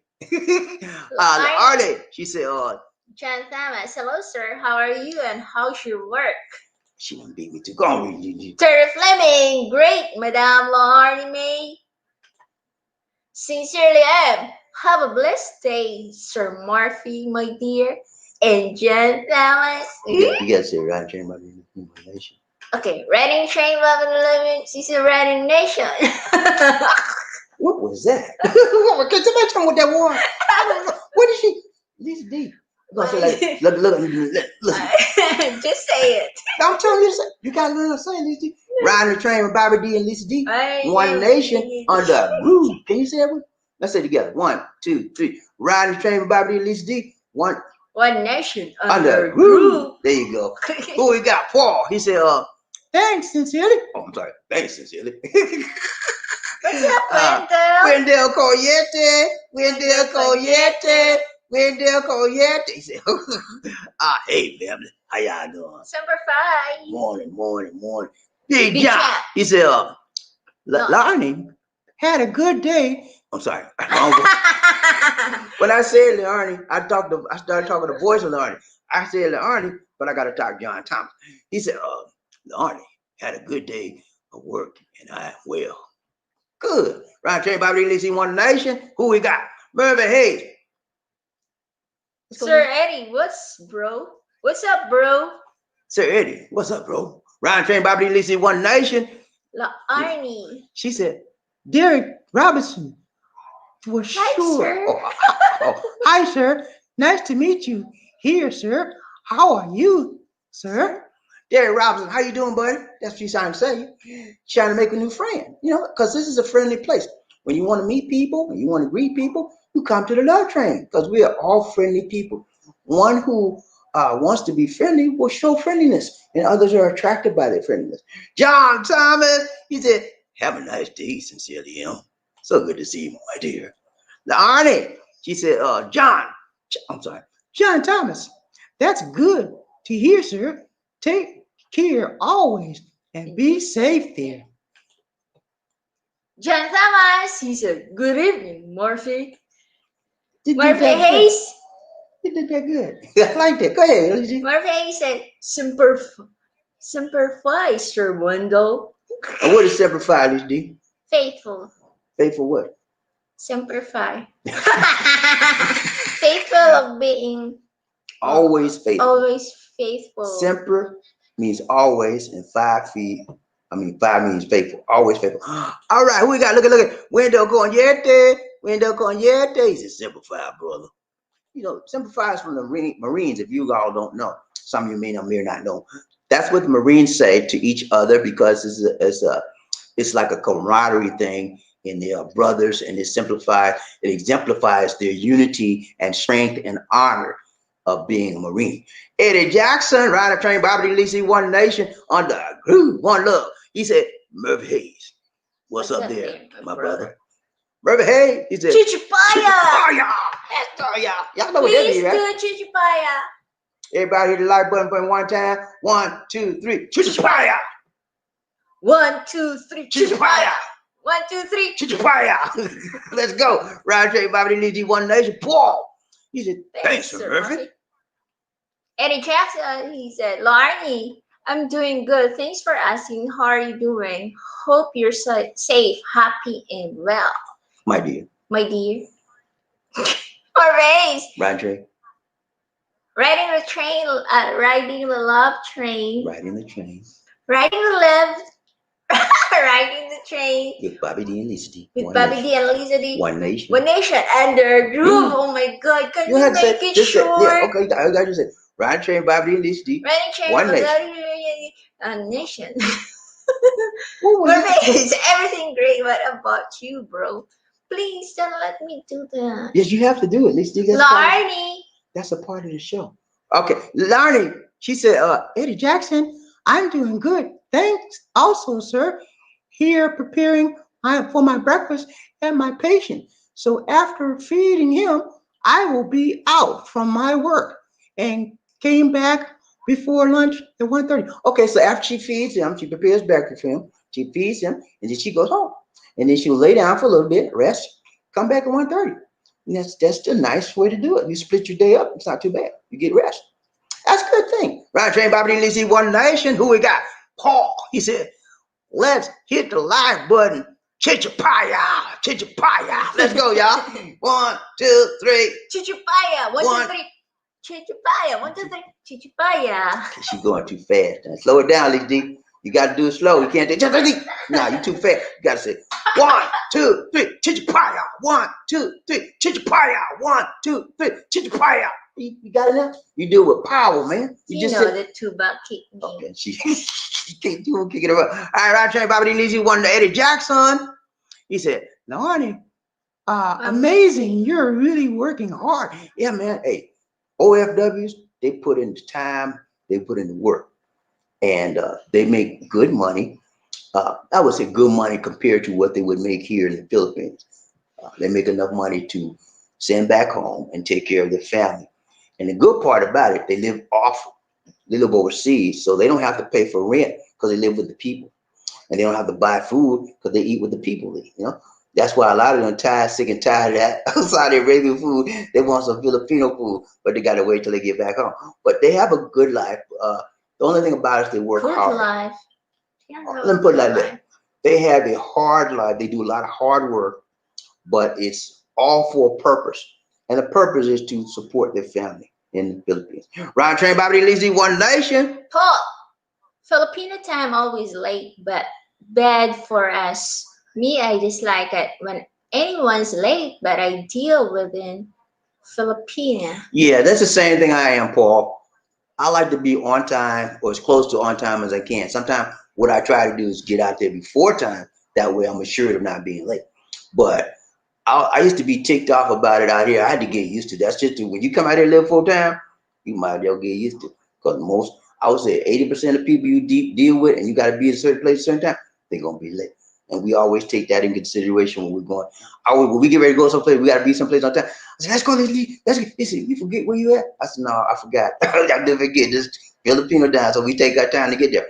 Ryan Train, Bobby D. Lizzie, One Nation. Sister, She said, in my family, we don't have that Filipino time. My grandfather grandfather. I'm sorry. My grandfather is army time. If he said, let's go, no second word. He will leave you. That's all like me. That's your granddaddy like me. I don't play. When I was back in the USA, I said, I have my family. I said, hey, look here. We getting ready to go to church. I want you to be ready by 10:30. We leaving out the house at 10. We leaving the house at 11 o'clock. Be ready by 10:30. 10:30 get here. They just getting up. I know what I did. I'm like, I see y'all later. I'm gone. And then they had to wait on their mama to bring it. I play that job. Hey, I had duties to do, and I had to be on time. But yeah, I don't play that being late stuff. You know, if you can't be on time, you got to have a valid reason why you're not on time. Okay, traffic and something like that. You know, I understand that. But just cause you got up there, oh no, that ain't good enough for me. Ryan Train, Bobby D. Lizzie, One Nation, brother. Hey, he said that's too. I hate to be late for anything. Sorry. I hate to be late for anything. No, man. Murphy like me. I hate to be late, man. I don't like to be late. But sometimes it happens. I used to get upset with myself when I first get this thing about being on time. When I was late, whenever I was late, I was be like, God, man. And I'd be upset for the whole day. But I got out of that. I understand now if you're late, sometimes it happens. You know, I don't like it, but I don't beat myself up about it like I used to when I was younger. But you know, try to be here on time. It's very important. Lee, Eddie Jackson. Arnie. All right, Eddie Jackson. She said, Eddie Jackson, Yes, you're right here in Saudi Arabia. More work than rest. Whoa, I don't want to do that. I like to have more rest and work sometimes. But you know what? I work a lot. I could call myself a workaholic because my dad was like that. Man. My dad worked constantly. He didn't like to sit around doing nothing. He was like, if he go to somebody's house and visit, he said, "You need me to do anything for you?" He look for something to do. He don't want to just sit down and chit chat. He look for something to do. That's how I do, man. Round train, Bobby Lizzie. Villius. Raymond, what's up, Raymond? That's Ray. You remember Ray? Remember Ray was talking on Skype from New Jersey? She remember you, man. She just playing. You remember I introduced you to him on Skype, me and Raymond, we talk all the time? And he has a wife, Filipino wife. That's his wife right there. Filipino wife. You remember? In New Jersey? That's right. How you doing, Ray? What's up? He said, Bobby D. What's up? What's up? Hey, man, what's up, Raymond? Good to see you, man. I ain't seen you in a while, man. You okay, man? I hope you're doing okay in the COVID era. And make sure you wear your mask, put your alcohol on your face, wash your hands, and watch your distance, man. Don't go out the house unless you have to get some groceries, okay? Right, Jay, about the easy one nation. Good to see you, man. Murphy Hayes. He said, Gunny Hayes, what's up? He said, that's right, sincerely. I am that. The same way we are. That's the way we are. Yeah, that's the way a lot of men are disciplinarians. My dad was like that too. My dad was like, be on time. When you go someplace, be on time. Because he was a military guy. And you're in the military, you better be on time. When they say 0600, they don't mean 0630, they mean 0600 on the nose. Okay? That's the way it is. Discipline. What's up, Scott? 56. Welcome back. Welcome. He said, most of them have kids. So you know they're not virgins. Oh, that's obvious. The one with kids, you know. But sometimes some of them lie, so they ain't got no kids. And they be like, I'm a virgin. And got 5 kids sitting at home. But you have to understand, as I indicated at the beginning of the broadcast, there is a mystique about virginity here in the Philippines. It is a sought after thing. It is an ideal thing to have. Most females, even if they're not virgins, in their mind, they want to be virgins. Okay, so in their minds, they think they're still virgins. Well, he had sex with me, but I didn't give it to him, so I'm still a virgin. What is that? I mean, that's how they think, man. A girl told me that, man. I actually told, and she said, "I'm not a virgin. I mean, I'm a virgin. I didn't give it to him. He took it. Go figure." Ron Train, Bobby Lisi, One Nation. Cecilia, what's up, Angel? She said, I experienced that with my Lolo. So strict, sir. Murphy Hayes. And when I'm in high school, time management. Yeah, man. I read a book on time management. I think that was Peter Drucker. I don't know. But yeah, if you time manage yourself, man, you can get a lot of stuff done. I used to be real strict. When I was a manager, that's what I did. Everything. Back in them days, we had this little book, what we call a scheduler or something like that. And you wrote everything down. And when time to do, you flip the page and then check that off. You check. I got a lot of stuff done like that. I let it go. I don't know what I do now. I have a to-do list. You know what a to-do list is? Write all your stuff on down that you have to do on a daily basis, weekly basis, monthly basis, etc. I try to do mine on a daily basis.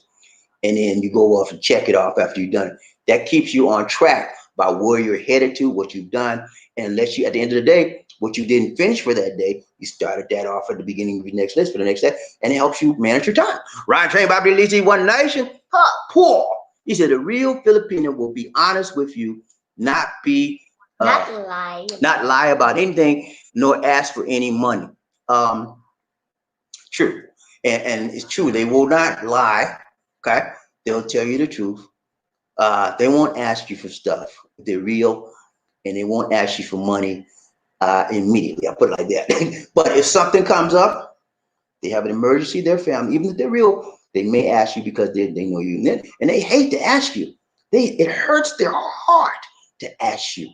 Okay? The real ones, it hurts them because they know that that's not what you want to hear from them. But they are so urgent in their family. If it's really urgent, they will ask you. If it's urgent, if it's an urgent need, life or death, sick, and they have no other choice, they will ask you. And then you have to understand, then you have to be sensible. You say, okay, I understand your situation. I want to help you, but I need proof. And that's how you do it. You check out their story, give them receipts, statements, proof before you put out a penny. Round train Bobby Lizzie, One Nation. Murphy, what's up, Murphy? He said, you're crazy if you think you will find an adult virgin. There's some out there, man. Yeah, I'm telling there is. she knows something. She really knows something. My cousins, my auntie. Yeah. I'm serious, man. They're older than me. They're older. And there's a lady right across the street from us. She's 68 years old. She's a virgin. 60 something years old. She told us, and you can look at her and see she's never been married. She's never even had a boyfriend. I'm serious. The lady's never been married and never had a boyfriend. Her mom's 98 years old. She just moved away from her mom about 5 years ago, and she bought a house right across from her. And she's her. I don't tell you her name because she's there. But anyway, she's a nice lady. She said, I just never wanted to be married. And she's a loner. She's a loner type woman. And she says, I've never had a boyfriend. And I don't know anything about sex. I don't do that. She said, I love the Lord. She's a Christian, man. I'm serious. There's some out there, man. You might be it's a handful, but there's some out there. Round Trey Bobby Lizzie, One Nation. Ray, what's up, Raymond? He said, what's up? Have you told them about the temple? Yeah, man, they know about the temple. All the people on this train today, most of them have been with me a long time. So I've talked about temple at least 2 or 3 times a month because it comes up. When it comes up, you got to talk about it. They know about the temple, man. Okay, I had a temple yesterday. I mean, you're not I see. I told you. Hey, I know how to handle it, man. Keep your mouth shut. Hey, if they don't want to talk, yes, they lost. You do your thing. That's what I did. And then she came around eventually. Round Trey Bobby Lizzie, One Nation. Paul, what's up, Paul? He said, Sir Murphy, a virgin hard to find. Even younger Filipina had sex at least one. Yeah. What I'm finding out, Paul, is that they are having, the children are having sex here, like 10, 12, 13, young age, man, young age. And that makes the virginity harder to find. But again, in all fairness and in all honesty, we have seen and met virgins out here. Her cousin is a virgin. Her aunt is a virgin. The lady across the street is a virgin, and we met several more. So they are out here. You guys are looking on the outside, looking in. You can't see it all. But when you hear, you can see it better than when you can from the outside. Round Train Bobby Lizzie, One Nation. More face. He said, what up, sir, King Arthur? Master of the verb. Master of Monkey Wrench. Okay, let's go. Paul, he said, Villius is back. Welcome to the love train. Yes, he told us about temple. I know about that. You definitely don't want that. Now, you don't want temple, but you're going to have it whether you want it or not. So the best thing to do is learn how to deal with it. Like James Brown said, deal with it. You got to deal with it. And to deal with temple, shut your mouth. Because they don't shut their mouth. You try to talk to them like you normally talk. Hey, how you doing, sweetheart? Are you okay? They won't say one word. They may not even look at you. Just, and then going about their business. You do the same. You don't do tit for tat with them, but you keep on doing what you would normally do for yourself. And if she act a fool with you, let her act a fool. Don't both of y'all act a fool, because then you ask for trouble. You start cussing each other out. Then you want a physical fight, emotional fight. You don't need that, man. Handle your business. She act a fool. Let her act a fool by herself. You do what you have to do and be pleasant. Hey, keep speaking, be nice, and then you'll eventually come around. I guarantee you, man, it works. Round Train Bobby Lizzie, One Nation. Remember, hey, he said, yeah, you're right. That's what I hear, Sir Paul. Terry Fleming, what's up? He said, Bobby D, I have a military born. Promptness has always been my nature, so I guess I'll show up an hour later than set time. Huh? Say it again. He never be late. I have a military bearing promptness has always been my nature. So I guess I'll show up an hour later than set time. Okay, so he's always been prompt, but now you're saying he's gonna show up an hour later than set time. I got you, because he want to be late. Learn what it is to be late. All right, Round Trey Bobby Lizzie, One Nation. KC. What's up, KC? How you doing, my brother? He said, sometime when a few of them show up, they be feeling each other. They be texting each other about you while looking at you. Yeah, they do that. They be texting each other Honey, he looks so bad. I don't want to talk to him. What do you think I should do? Should I introduce myself? Money? Try to get some money? I don't know. He looked like he broke. Yeah, okay. I'm gonna see. Can I get some money? When I get the money, you want to go get some pizza with me? Want to get the money? Okay. I see the Charlie B when I get the money. Okay. Okay. I'll text you when I get the money. Okay. Bye. They love texting out here, man. They text. People in the Philippines text more than they talk. I'm serious. Like in the USA, we'll call, hey man, how you doing? You know, on the cell phones or regular phone. Hey man, what's up? What's up? Chit chat. Out here, hey man. You know why they text more than they talk out here? It's cheaper. When you call somebody out here, it's like takes 3 times the minutes off your phone faster like that. You bought a load, takes it like that. But if you text, you can talk, you can do more communication longer, and it takes very little to text. Ryan Train Bobby Lizzie one nice Murphy Hayes. She said she wants your Monte Honte. Yeah, man. That's all they want, man. Hey, when auntie and when she wants you. If you guys listen to me, if you learn that one key, you're gonna be fine when you give. But if you don't learn that, you're gonna burn that. Okay? You're gonna burn, baby, burn. Because once you determine whether the woman wants you or not, or money, that's the whole ball game right there. Because if she wants you, you're gonna hang with her. If you don't, you let her go. And the way you can tell whether she wants you or not, one of the main reasons, there's a lot of ways. One of the main ways is she's talking about you, or she's talking about her bills, she's talking about got to get my baby to school, my baby don't have no food. That's money. All that money. She ain't saying money, right? She's saying other things other than money, but all the things she's saying about is reference to what? Monte. And so when you learn when she wants you see, a lot of times we as guys, we overlook that.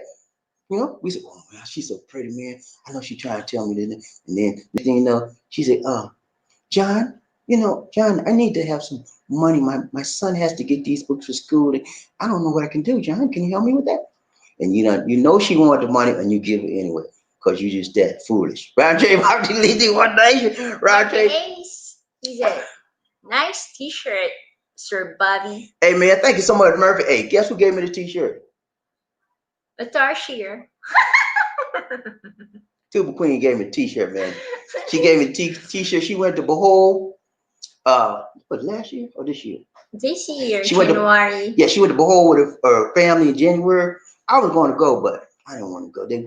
They were talking about they're going to stay and sleep on the beach. I didn't want to sleep on the beach. But they actually didn't sleep on the beach.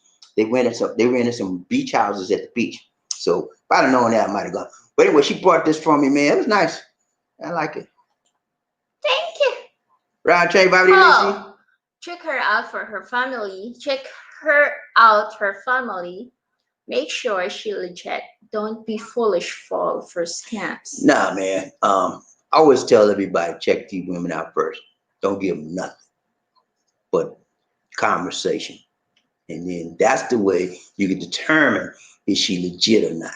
Talk to her, question her, how you doing, where you been, what you do, what was your day like, and then you base her responses will tell you whether she's truthful, whether she lying, she just making up stuff, whether she cares. All of her responses will determine if she's legit or not. And if you feel that she's legit, based on her responses, you continue with her as long as you want to. And then you might get tight with her, and then you take it to another level. All right. Terry Fleming, he said, I really don't mind helping a woman, but the first time she gets caught being a player, shame on her because it's only happened once with me. Yeah, when you find in the Philippines, there are a lot of women that have 4 and 5 gentlemen. I'm talking about foreign guys, and they have money coming in like clockwork. $500 a month, $600, $800, $500, $400. Everybody got a certain amount they got to give. And when they don't pay their money, guess what she do? She cut them off. And then they get sad, and they get angry, and then they pay the money. Just get talk back again because it's a racket. A lot of people out here have been trained how to handle these foreigners, what to do, what to say, and they got them on their finger, man. Lisa D got a friend. I don't know how many foreign guys she got. You know that lady you told me in Medellin? Oh. She had a bunch of them. She got a big old house, y'all. She got a car, and everything in the house is nice. And she's rolling because she got foreigners. She got 5 or 6 of them every money like that, clockwork. And then she get rid of one, get another. So it's a racket out here. You don't want to get caught up in that situation like that. Ryan trained Bobby at least one nation. Murphy Hayes. He said maybe they think their safety is numbers, Bobby. They may do. They may do. I don't know. But a lot of time, like you said, that's true too. That he's referring to when I told you about girls will bring two person with her on a date. That's probably true because a lot of foreigners will mess a woman up. A lot of foreigners beat Filipinos, man. You think I'm playing? They drug. They drug them, do every kind of date rape, all kinds of stuff. But a lot of foreigners, most foreigners, for the most part, are very courteous, kind, and polite to Filipinos. However, there are some that will beat them down to the ground. You hear me? I remember one day me and Lisa D was in the J Mall, and this white guy, man, I guess it was his wife, he was talking to this lady like a dog. The next thing you know, he hauled off and slapped her. He's like, so, whoa. And then he said, and they kept on arguing, and he was touching, and he went on out the mall. I said, man, they gotta be ashamed of themselves hitting that woman like that. But I'm telling you, man, some men will beat up a Filipino. And then you know what? Some Filipinas, they don't mind it. You know why? Nobody don't mind it?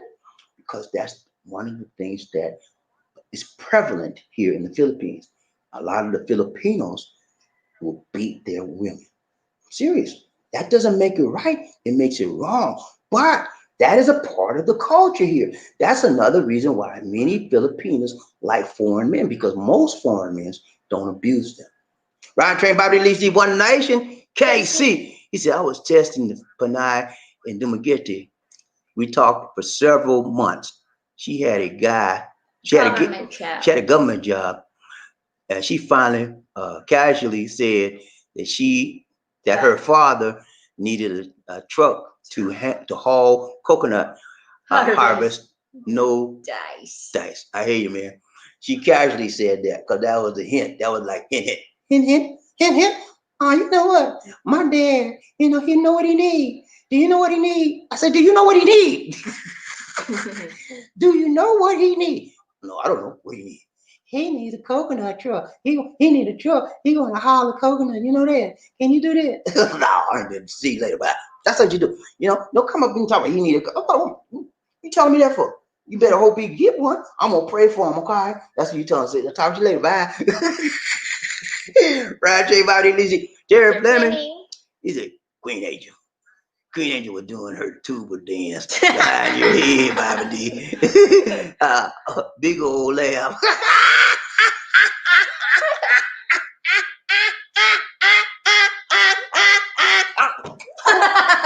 She almost threw me down, man. What's wrong with you? I see her do that tuba dance. Don't you ever dance like that on the show. What's wrong with you? Why you dance like that? These do not dance, man. When we go, no, I ain't gonna say that's too much. That's too personal. Yeah, these can throw down, boy. What's up, Paul?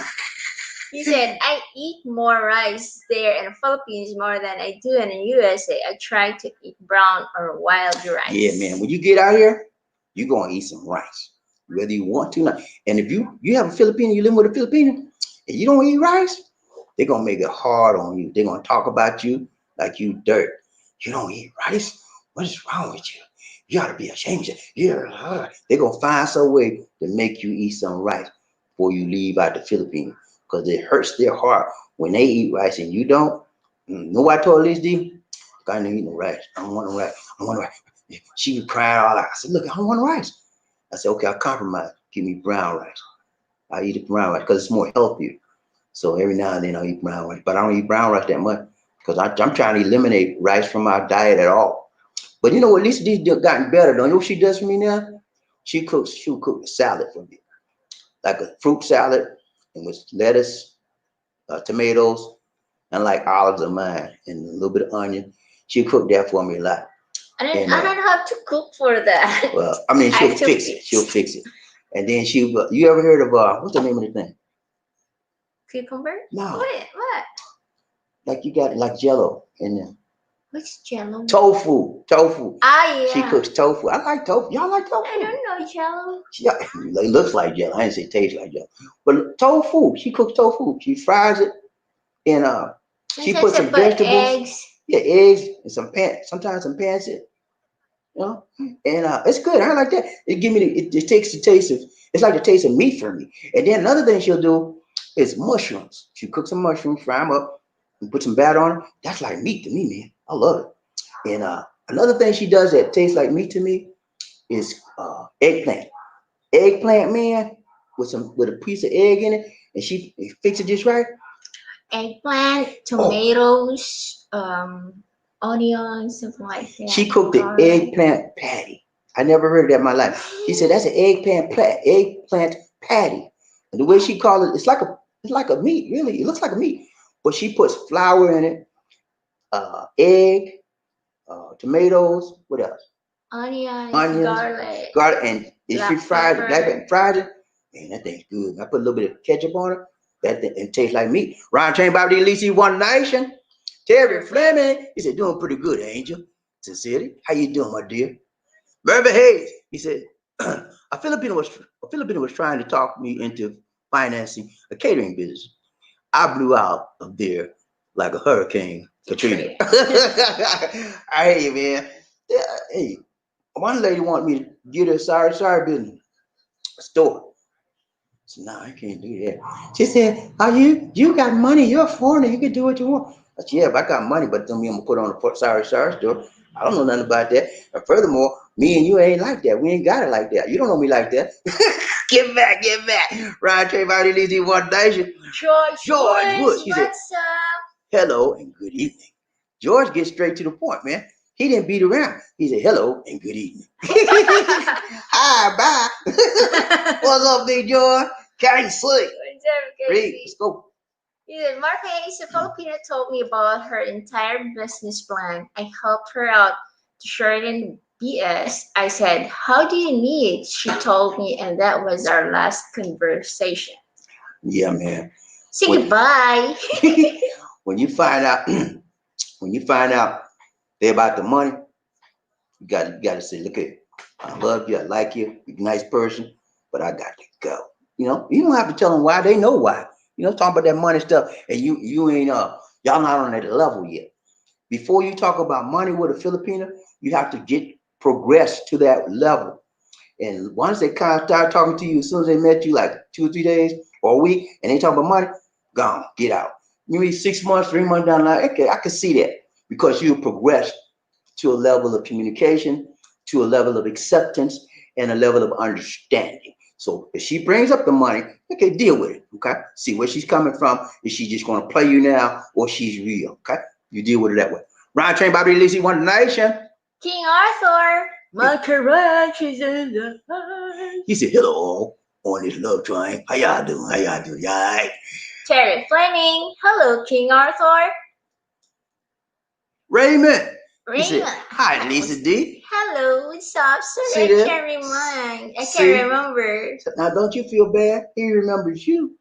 And you don't remember. You gotta be. You don't you remember? But when I see his face, you can see it. That's it right there. Remember Raymond? We used to talk on Skype all the time. And his wife is Filipina. Remember? Mm-mm. Oh, you she. I got a memory. I forgot. She got a problem with remembering certain things she don't want to remember. Right, Trey Valley, Lizzie, One Nation. I don't know if I see him. Might be you. Murphy Hayes, what's up, Murphy? He said, KC, you said that right, bro. Yeah, man. He said right. Tight, long, and short. Roger, sincerely. You said, King Arthur. King Arthur at work as usual on lunch break. Okay. Casey, thank you. Casey. Right, doing it right, doing it tight, doing it long, doing it short. Thank you so much, Casey. Donation to the nation. Thank you, sir. You said, look here, Bobby D. I got to show you my love. Thank you so much, man. Much love to you, brother Casey. Let's do it there, right, Trey? The hardest working man in the business.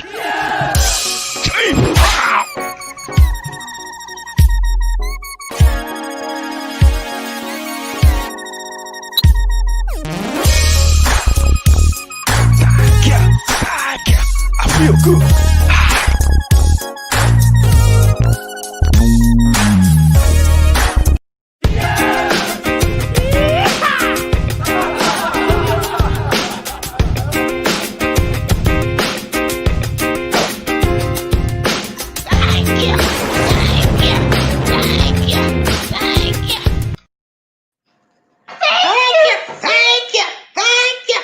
Thanks so much, Thank KC. you, Casey. Appreciate the donation More for the blessings nation. to you. Much love to you, my brother. Good to see you. Good to see you. Good to see ya. Ryan Train, Bobby Lisi, One King Nation. Arthur. Well, hello sincerely, my dear. Woo-woo. King Arthur, Bobby D, when Lisa D pulled the temple, do you make things better by offering her bottle of tuba as a peace offering? Nah, man. No. She pull that. I don't do nothing. She pull that tampon. You know what I do? Ignore. I back up. I said, first I was, no, I don't know what she doing. I said, hey, sweetheart, how you doing today? You all right? Let's see. She do like that. She don't say nothing. Know what I do? Go on about my business. Just like she ain't here. I act like she's not even here. And that makes it like, she's seething then. Because see, the purpose of tampon is to get your attention, to get you to come to them and grovel at their feet. I'm sorry. I ain't doing it. You know? I said, look here. Okay. I said, when you get ready to come around, let me know. And I told you what to stop. Right, Trey, Bobby Lisi, One Nation. Big John. Big John. Big John. Good to see you. Good to see you. Good to see you. Thank you, sir. He said, thanks for the show this week, Bobby D and Lizzie. God bless the love train. Thank you, sir. Thank you God bless so you too, much. Brother John. Appreciate you, man. Donation to the nation. Let's do a dance. Oh my goodness.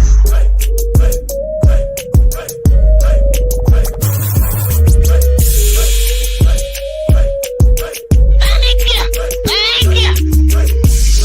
So what you trying to do?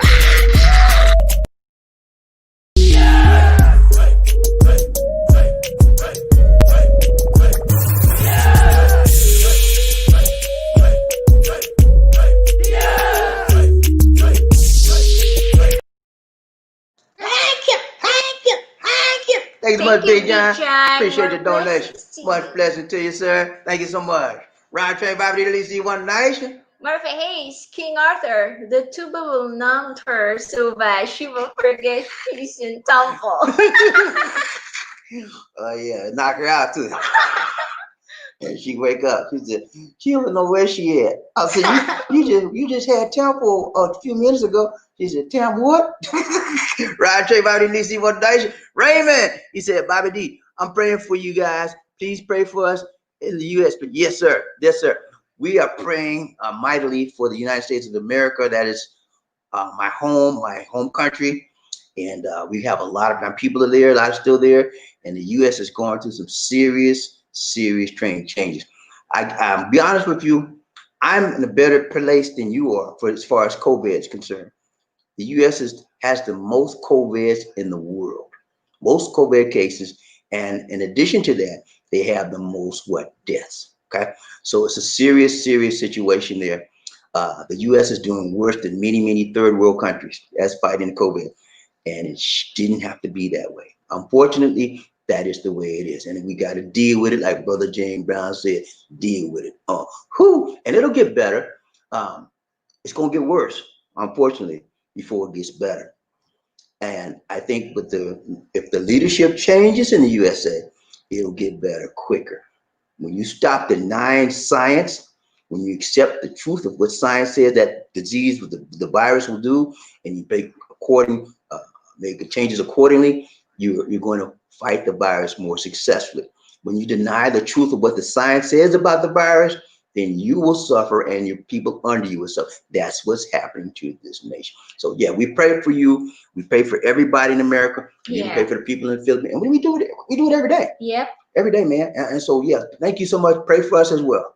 Ryan Train, Bobby Lisi, One Nation. Sincerely M, she said, add dried fish in a bottle to Mr. Murphy and King Arthur. Peace offering for temple.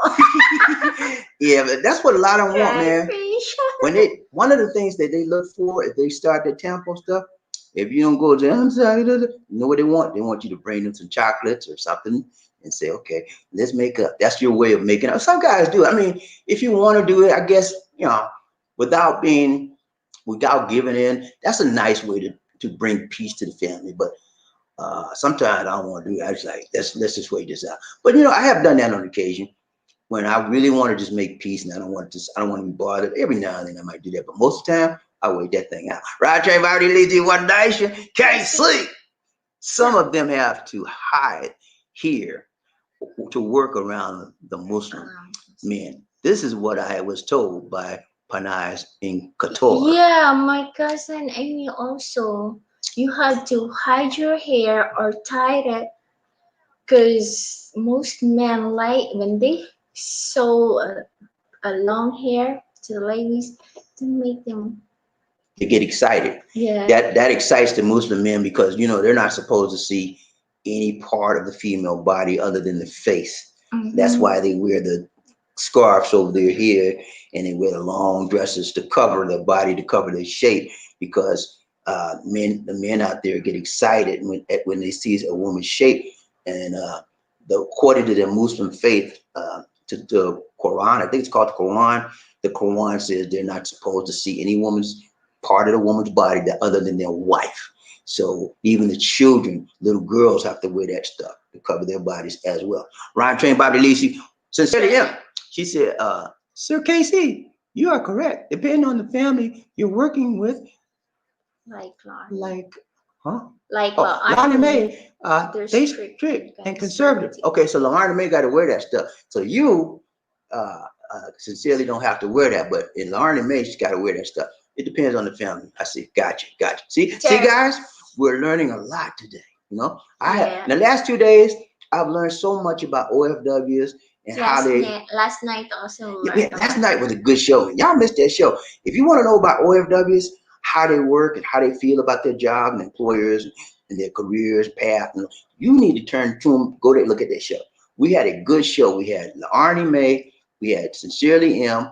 Who else we had? Amy. And there was another one, wasn't it? RR. We have 4, and then including Lisa D, 5 angels in the house. And 4 of the angels were OFWs. Well, RR wasn't one, right? No. 3 of the angels. 3 of the angels were OFWs, and we had a great conversation. It was great, man. I enjoyed the show. Ryan Train, Bobby Lisi. Terry Fleming. Got any likers, slackers in the house? Chichipaya! You like a slackers out there? Any like a slackers? Hit that chichipaya like button. Ready? Let's do it one time. Let's do 1, 2, 3. Chichipaya! 1, 2, 3. Chichipaya! 1, 2, 3. Chichipaya!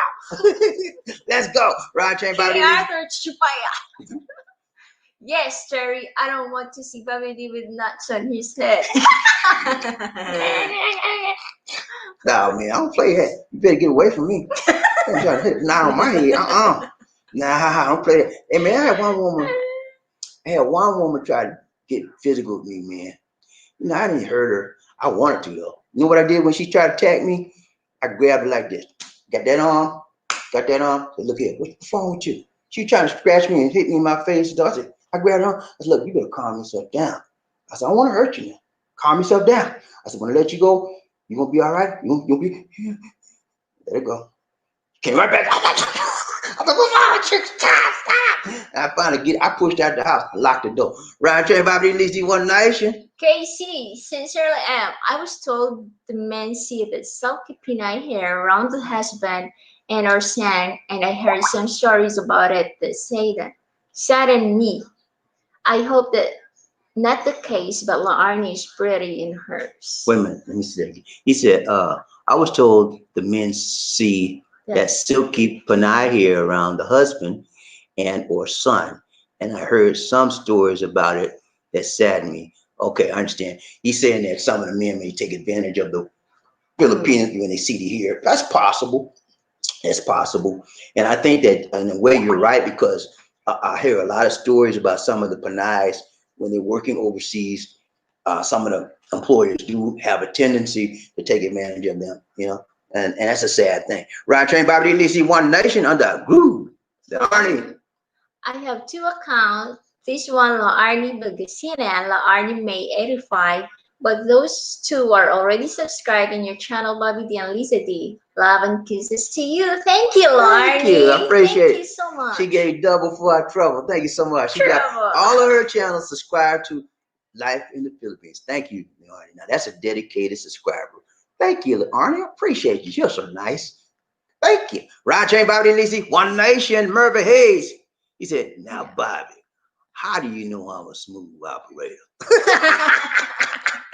Operator, gun operator. He's a gunny. Anybody's a gunny is always a smooth operator, man. I'm gonna get you, girl. Even Nah, the flies, nah, man. mosquito. Nah, man, I've been knowing Murphy a long time. I know how Murphy. I can tell when a guy's smooth, how he talk, thing he think about, and how we relate to you. I know y'all, man. You just like you know me. Ryan Trey, Bobby Lisi, KC. He said, Liana, you looking good in the Burgers. burger. How you Burgers. burgers? In the I guess that's what they call that dress, burgers. Okay. Look good in the burger. Yeah, Liana Yeah, looks good she with that look on. I mean, good. she look like the y'all remember the flying nun? You know the flying nun. You know the nuns wear that stuff too. You ever seen a nun that had the stuff on their head, almost look like they the burgers? They had the cover their ear. The nuns do the same thing. They cover their ear and they have the long dresses that you can't see their shit. So it's sort of like a nun. Ryan Train Bobby Lizzie Lauren, she said, Thanks God, I'm not from my shift, my stuff. I'm out from my shift. Oh, thank God I'm now. off my shift now. okay, yeah, man, she can relax. She can take that burger off now. She can fling that hair everywhere. Ryan Train Bobby Lizzie. King Arthur, Murphy, Bobby D knows all. Lisa D rubs his head, and Jenny will appear Jeannie will appear with all answers. You run my head, Lizzie.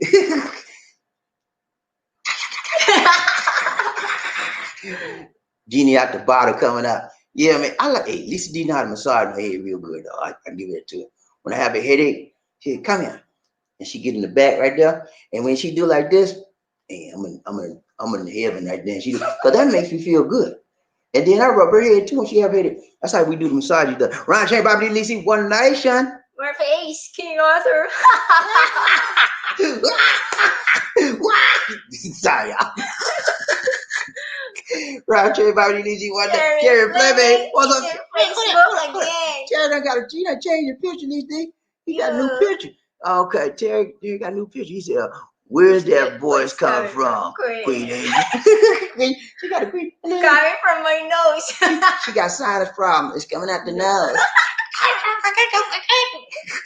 Ron Trey, Bobby Lizzie, Burby, hey. He's a MacBook, son. Way too, yeah, they high, way higher than the PC, man. You know, but some people they don't care. Anything Apple, you know, Apple they make high product. The iPhone, you know.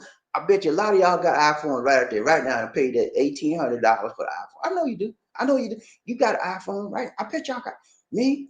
They have a lot of updates that I don't like. Them. I had one iPhone. I had the iPhone 4S. I bought that brand new and I gave it to Lisa D. And she still has it. You know what she did with that phone? That phone still working. She gave it to her sister because her sister needed a new phone. She used that phone as a backup. She got it. She got this right here. This is a Samsung. Cheap. Huh? No, it's not cheap. This phone, I bought this phone. You stop there right there. This phone is not cheap. I paid good money for that phone, and I paid the cash. But yeah, iPhone is a lot. But the iPhone 4S wasn't that much. But every year they get a new version of the iPhone, and it goes higher, and it never comes down. So I don't fool with iPhone. I got me a Samsung GS7, and it works fine. S7. I have a Samsung S7, excuse me, and my phone.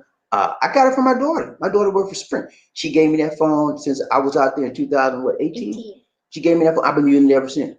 I like Samsung phone. Ryan Train, Bobby Lizzie, One Nation, perfect. Hey, easy, but that's all I use. Wow. Hey, man, that's all I use. One Nation. Amy or Savio, that's my cousin from Abu Dhabi. Dhabi? Yeah, Abu Dhabi. And she's still single, guys. And if you want to know Amy, you can contact me and I will forward you to her. Okay, she sounds like she's trying to do a love connection. Okay, you forgot, Lisa. You gotta sing Angel song. Let's go. 1, 2, 3.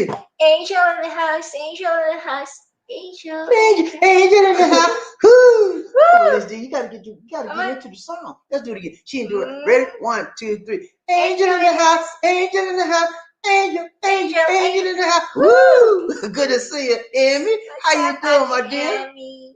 Good to see you. Round Train, Bobby Lizzie, one day. Oh, She said, hello, good morning to all. Hello, little train. Toot, toot. Let's ride. I'm ready to ride the train. I came a little bit late, but I'm ready to ride this train till it can't ride no more. let's ride. King Arthur. He said, hello, Amy. Amy. How you doing, Angel, my dear? Ryan Train, Murphy, hey. He said, hello, Angel, Amy. How are you, my dear? Emmy, she said, Hello, Sir King Arthur. King Arthur, he said, Murphy, that's why you are a smooth operator. Murphy know how to talk to the lady, man. He said, hello, my dear. How are you? King Arthur, Emmy, She said, I'm good, Sir Murphy Hayes. Thank you, sir. King Arthur, I forgot to call Amy an angel. yeah, Amy is an angel. We got how many angels we got on the show today? Sincerely, Lorne, Emmy. That's 3, and you. That's 4. We got 4 angels, man. 4. We had 5 last night. 5, man. I'm telling you, man, angels coming to this show in flocks, man. You know why they come to the show? Because they want to get hooked up. They want to get a good man. And we got a lot of love connection. Hey, we got a lot of good men on this show, man. I'm serious. A lot of good men. And make you a good boyfriend if you look for a boyfriend, make you a good husband if you look for a husband. But you know, they just don't throw themselves out there. They're gonna sit back in the cut. You know what sit back in the cut mean? They're gonna do like one knee and see how you rolling. And they see they do like this and they see you rolling their way. So, okay, let's check out. That's all they do. Ride train, Bobby Lee. Paul, he said, I'm always a Windows user. Mac way overpriced. Yeah, Mac is overpriced. But some of the things Mac does, the Windows can't do. So people will pay more for the Mac than they will for PC because of the few graphical things that it can do that will make Windows look sick. But I do graphics just fine on Mac on PC. But I guess I could do it better on a Mac because all of the great graphical artists use Macs. You know, I don't know why. We're getting late, my dear. Okay, all right, y'all. These are getting too late. All right, let's go. Right here. Remember, hey, he's a King Arthur. My sentiments. My sentiments. Move. Let's go. Oh, King Arthur. Paul, I don't care what kind of computer you use. Just don't use it around Lisa D because I will pour tube on it. No, she'll break the hard drive. I said, Lisa, don't. I got it, Lisa. Okay, no. She said, no, I can do. Just next thing I know, I said, Lisa, you done broke my hard drive. What's wrong with you? That's why SML don't show up every day. She gonna say SML had to pay for the hard drive she broke. Round train, Bobby Lizzie, One Nation. Kermis Jason. What's up, Kermis? He said, welcome to our love train, guys. Hello, people. How y'all doing, man? We doing good, Kermis. Good to see you, man. Good to see you. Welcome to the show, man. If you are a subscribe member, thank you for showing up. If you're new, please hit that subscribe button and like the show. Thank you for showing up today. Kermis, don't be a stranger now, okay? Welcome to you, my brother. Round train, Bobby Lizzie. People. Paul, he said, King Arthur, I don't want to buy Mac for Lisa D. Let's go, King Arthur, welcome aboard, Kermis. Enjoy the great show. Thank you. Marv Hayes, welcome to the live train, Sir Kermis.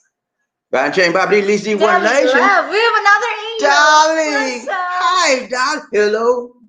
Dolly, looking good. Dolly. It's Dolly or Deli? I'm sorry. Dolly. I call her Deli. Well, I'm gonna call you Dolly now because I said Dolly. Hello, Dolly, looking good. Dolly, y'all remember who sang that song, right? Satchmo. Y'all remember Satchmo? Louis Armstrong. He said, "Well, hello, Dolly, you looking good, Dolly. It's so good to have you back where you belong." Remember that? Right, Dolly. Deli. How you doing, Deli? Deli Love. Oh, wow. Welcome to our love train, Angel Daily. Deli. Did you see that name, Lisa D? Deli Love. Yeah. Deli Love. What a name, man. I like that name. Deli Love. I love you, Deli. I love you, Deli. I love you daily, and I love you, Deli. So good to see you, Deli. And if you are new here, Deli, I want to say welcome to you. And welcome to the love train. Thank you for showing up. And Bobby D and Lisa D will show out for you because you showed up. She said, hi, everyone. Okay, we got a welcome. We got a new angel. We all ready to welcome? Let's sing a song, Lisa D. 1, 2, 3. Angel. Okay. Let's go. 1, 2, 3. Angel in the house. Angel in the house. Angel in the house. Woo! Good to see you, Daddy Love. She is a new angel on Bobby's Angels. welcome to the show. Welcome to the love train. We always have a good time when we get a new angel. Everybody just want to be so happy. Now watch. Everybody gonna be speaking to you daily, and when they speak to you, just say hi, hi. I'm new. I'm so glad to be here. Okay, think about it. Right. Please subscribe to our channel. If you haven't subscribed already, would you please subscribe? Thank you so much, Daddy. Thank you. Good to see you, Daddy.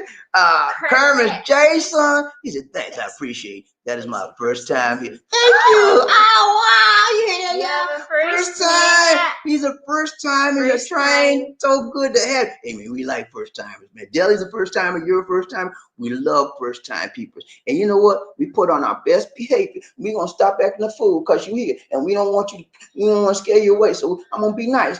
Okay? I'm going to be nice until you leave this screen. Come get now back to Hello, Deli. Deli, she said, watching from Thailand, but I'm a Filipina. Oh, wow. She's in Thailand. Now, Deli, also. You're an OFW, right, Deli? I'm assuming she's an OFW as well. Well, so good. See, y'all, we're attracting people from all over the world. The love train is international and it's worldwide. Everybody know the language of L-O-V-E, love. This love is a universal language, and it attracts everybody universally, internationally, all over the world, baby. Love makes the world go. What the world needs now is love, sweet love. No, not just for one, but for everyone. We need love. Round train, Bobby, Lizzie, what Daisha? Larnie, she said, I'm so much enjoy watching you as a couple, Bobby D and Lisa D. So much fun to be with you here. So much laugh the way you read those comments, and even you both looks like Kalog. I like it. Joker. Thank you so much. Kalog is a joker. Thank you. Hey, appreciate that, Lonnie. Hey, that's our goal, man. We try to ride the train, have a good time, and speak and meet and greet our people after we give their presentation. Because that's what we do. We like to enjoy people, and we like people to have a good time with each other in a positive way. We don't play games, but we just have a fun time. Ryan Train, Bobby Lizzie, One Nation, Kermit Jason. He said, I'm returning in a couple years. I plan on a visit in the Philippines in the words of wisdom as far as getting a woman over there. Okay, so you want to return in a couple of years and you want to try to get a woman over here. That's a good idea, man. They make Filipinas, and I'm telling you this from my personal experience, they make great girlfriends, great wives, great nurses, great caregivers.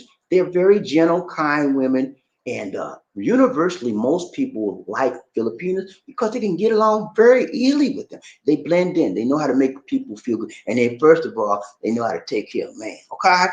Right, Trey Bobby Lizzie, One Nation. Murphy, hey, what's up, Murphy? He's the Hello, Angel Dilly. Welcome, Angel.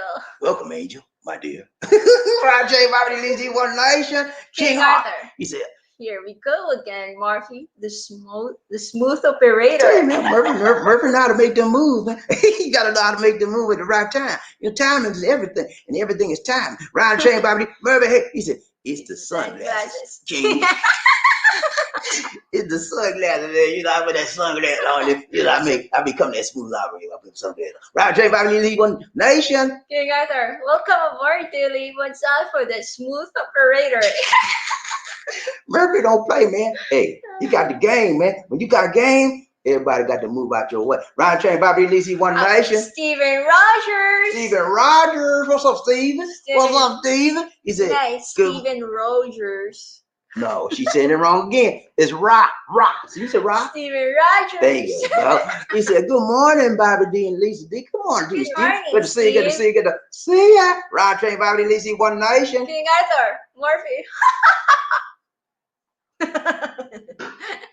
He's laughing on you, Johnny. King Arthur, just don't ask the woman if she is virgin. Just ask her how many miles she have on her. No, you just been off after you're virgin because you tell him miles, she break the scale. Got all in miles. But you know what, man?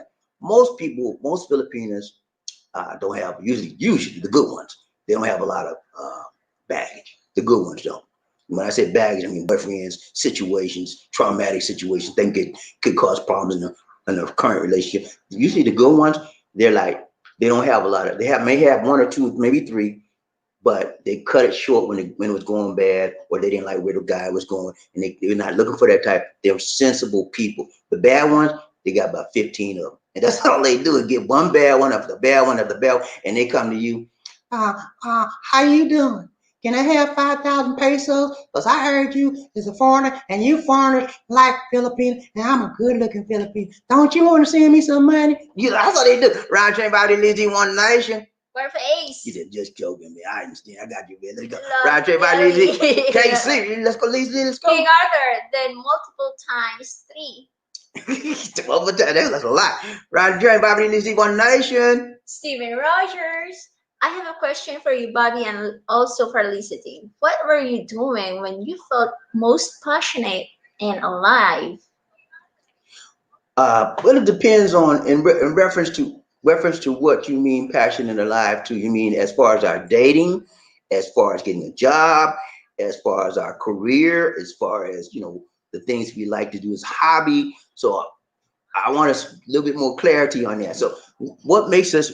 I guess you would. Let's put it in front as our relationship, okay? What were we doing when I felt most passionate and alive when it relates to Lisa D? I guess when we were just chit-chatting and talking to ourselves, talking to each other on the internet, learning each other. And then I guess when we got to the point where we knew that each of us loved one another, then I had like a new lease on life, and it gave me a sense of new beginning.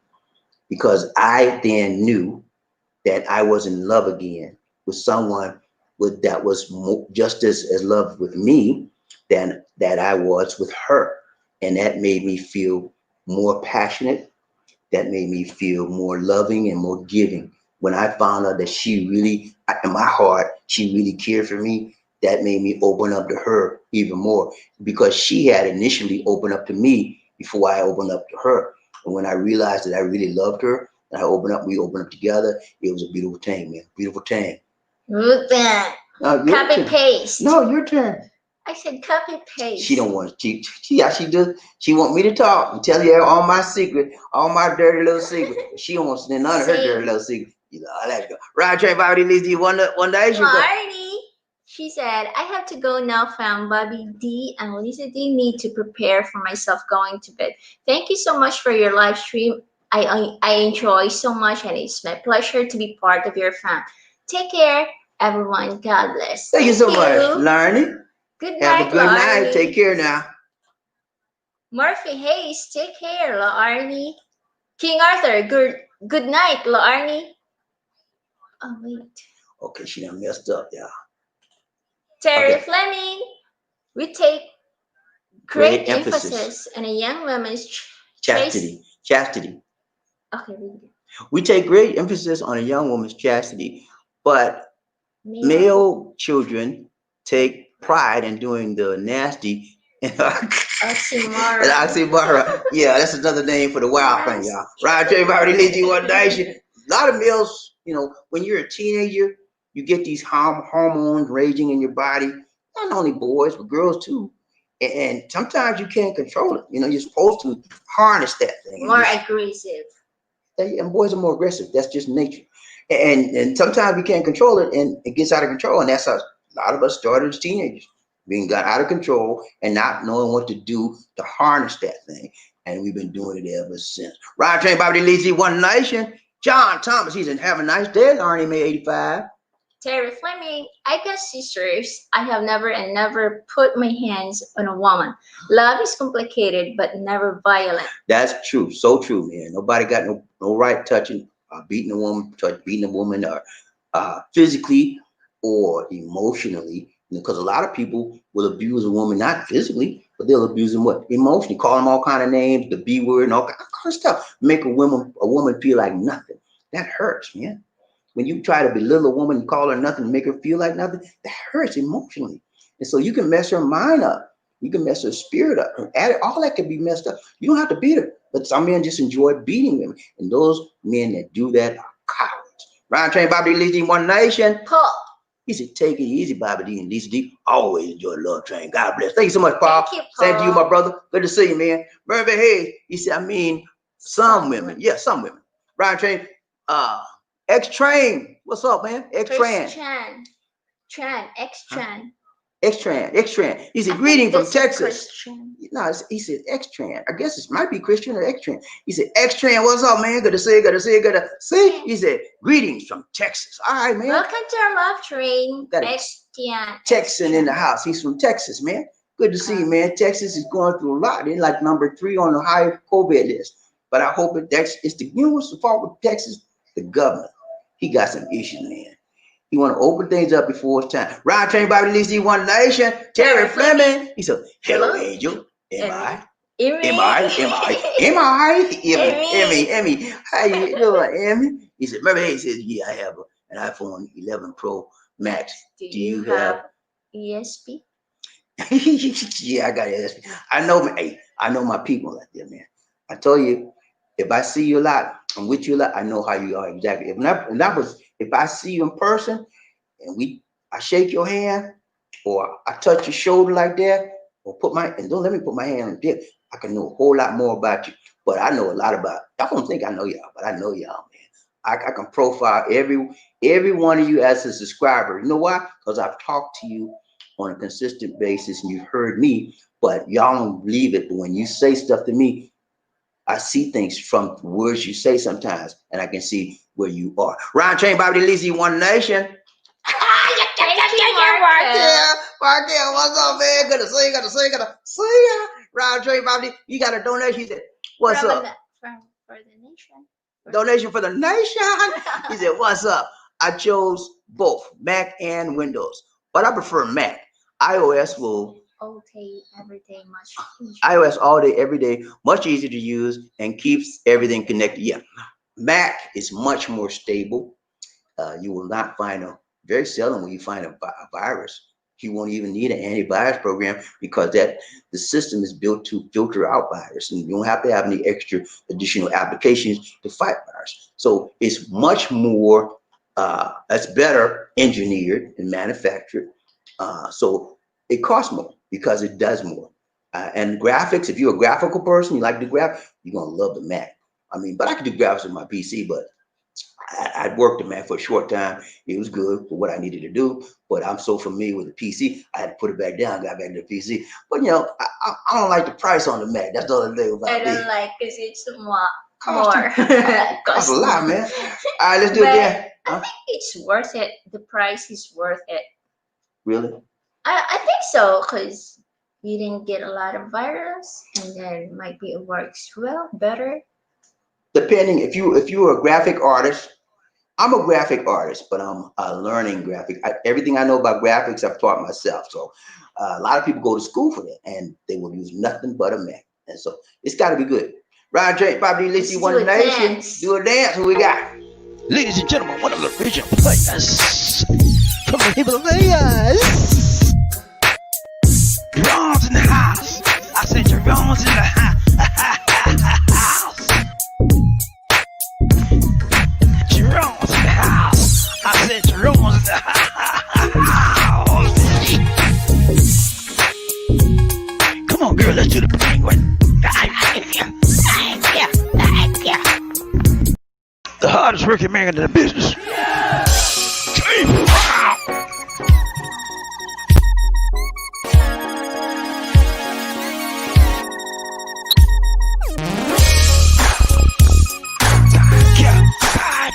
I feel good.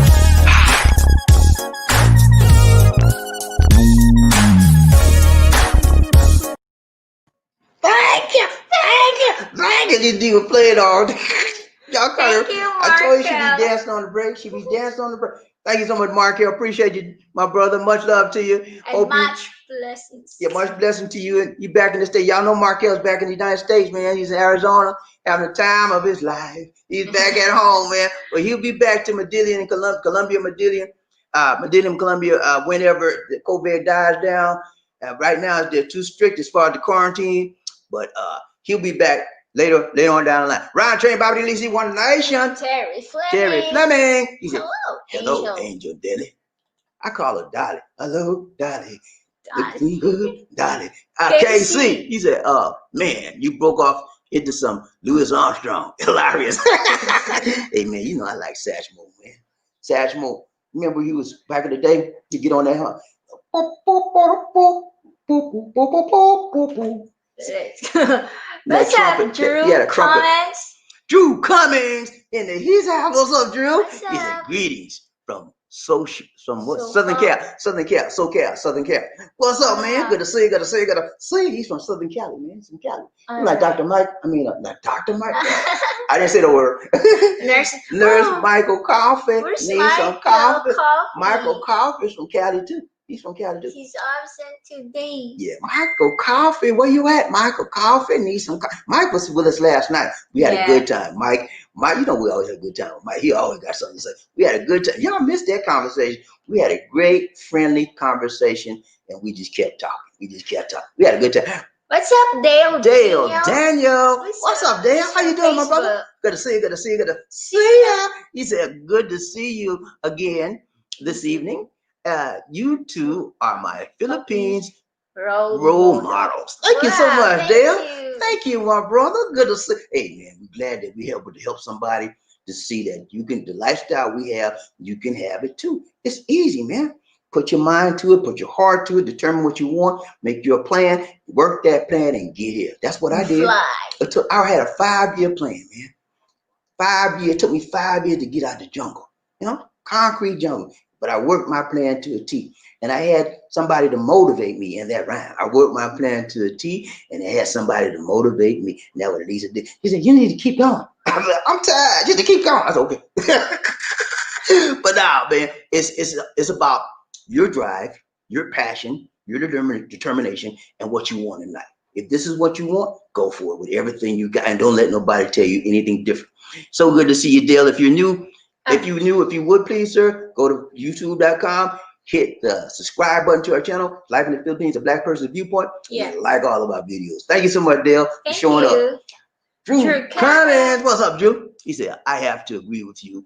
Salty fish and balut is something us Americans can never get used to."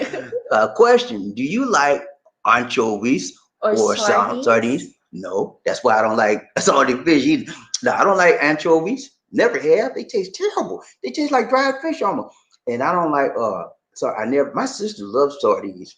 They love it. I never liked sardines. I guess that's why I don't like dried fish. I guess if you have a taste for anchovies, sardines, all of that tastes similar, and the dried fish tastes similar to it as well. But I have no taste for none of that. I mean, all of that's like, this turns me off. Yeah. And I don't like the smell of it either. Right, Bobby leads you one nation. King Arthur, Dr. Mike. Sorry, Bobby, do you know Michael Coffee, your friend? Yeah, my friend named me. Where is he? Who? Is he drunk again? Freddie Mason? Yeah.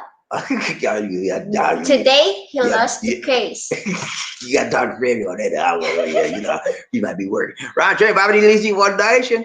Reginald Graham. In the caboose. What's up, Reggie? At least he said you made the caboose today, man. Good to see you. Good to see you. Good to see you. He said, "Bobby D, will you ever do the video with Markel like you all used to do monthly concerning that?" Not right now. Markel's taking a break from that stuff. So maybe when he starts, if he ever starts it back up again, we'll probably do that. But I might do a little bit of research on that and do some veteran shows, maybe once a month myself, because I do got a lot of veterans. I know you liked it, and a lot of other guys liked it, but it won't be a detail. I don't know as much as Markel, man, but I might try to get something together maybe this month. We'll see. The month, what time? It's just August. August to what? 6? Yeah, I might do something. 7.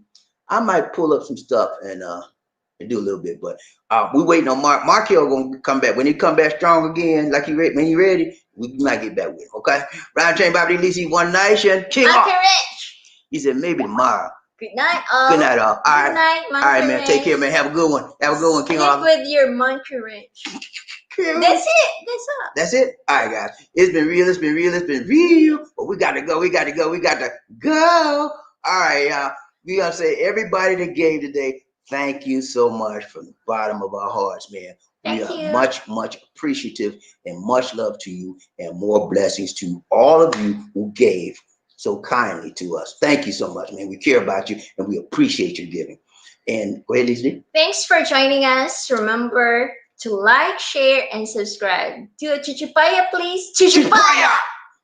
1, 2, 3. Chuchupaya! 1, 2, 3. Chuchupaya! Our Facebook fan page is called The Philippines Connection. Please like the page.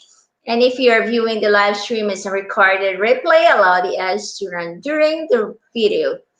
And if you wish to donate to us via PayPal, our PayPal donation address is bdix004@gmail.com. You can contact us at the same email address for more information. And we have a free Android app on Google Play Store called Philippines Expat Lifestyle. Download and enjoy all our videos without going through the YouTube app. And if you are a veteran, you can call that 1-800-827-1000 number. This is the number for the Veterans Administration. Someone there will answer any veterans questions you have regarding your veterans benefits or any other veterans concerns. Now we're going to do our closing clips. A towering presence, run like the wind. Be a king or a queen. Life in the Philippines.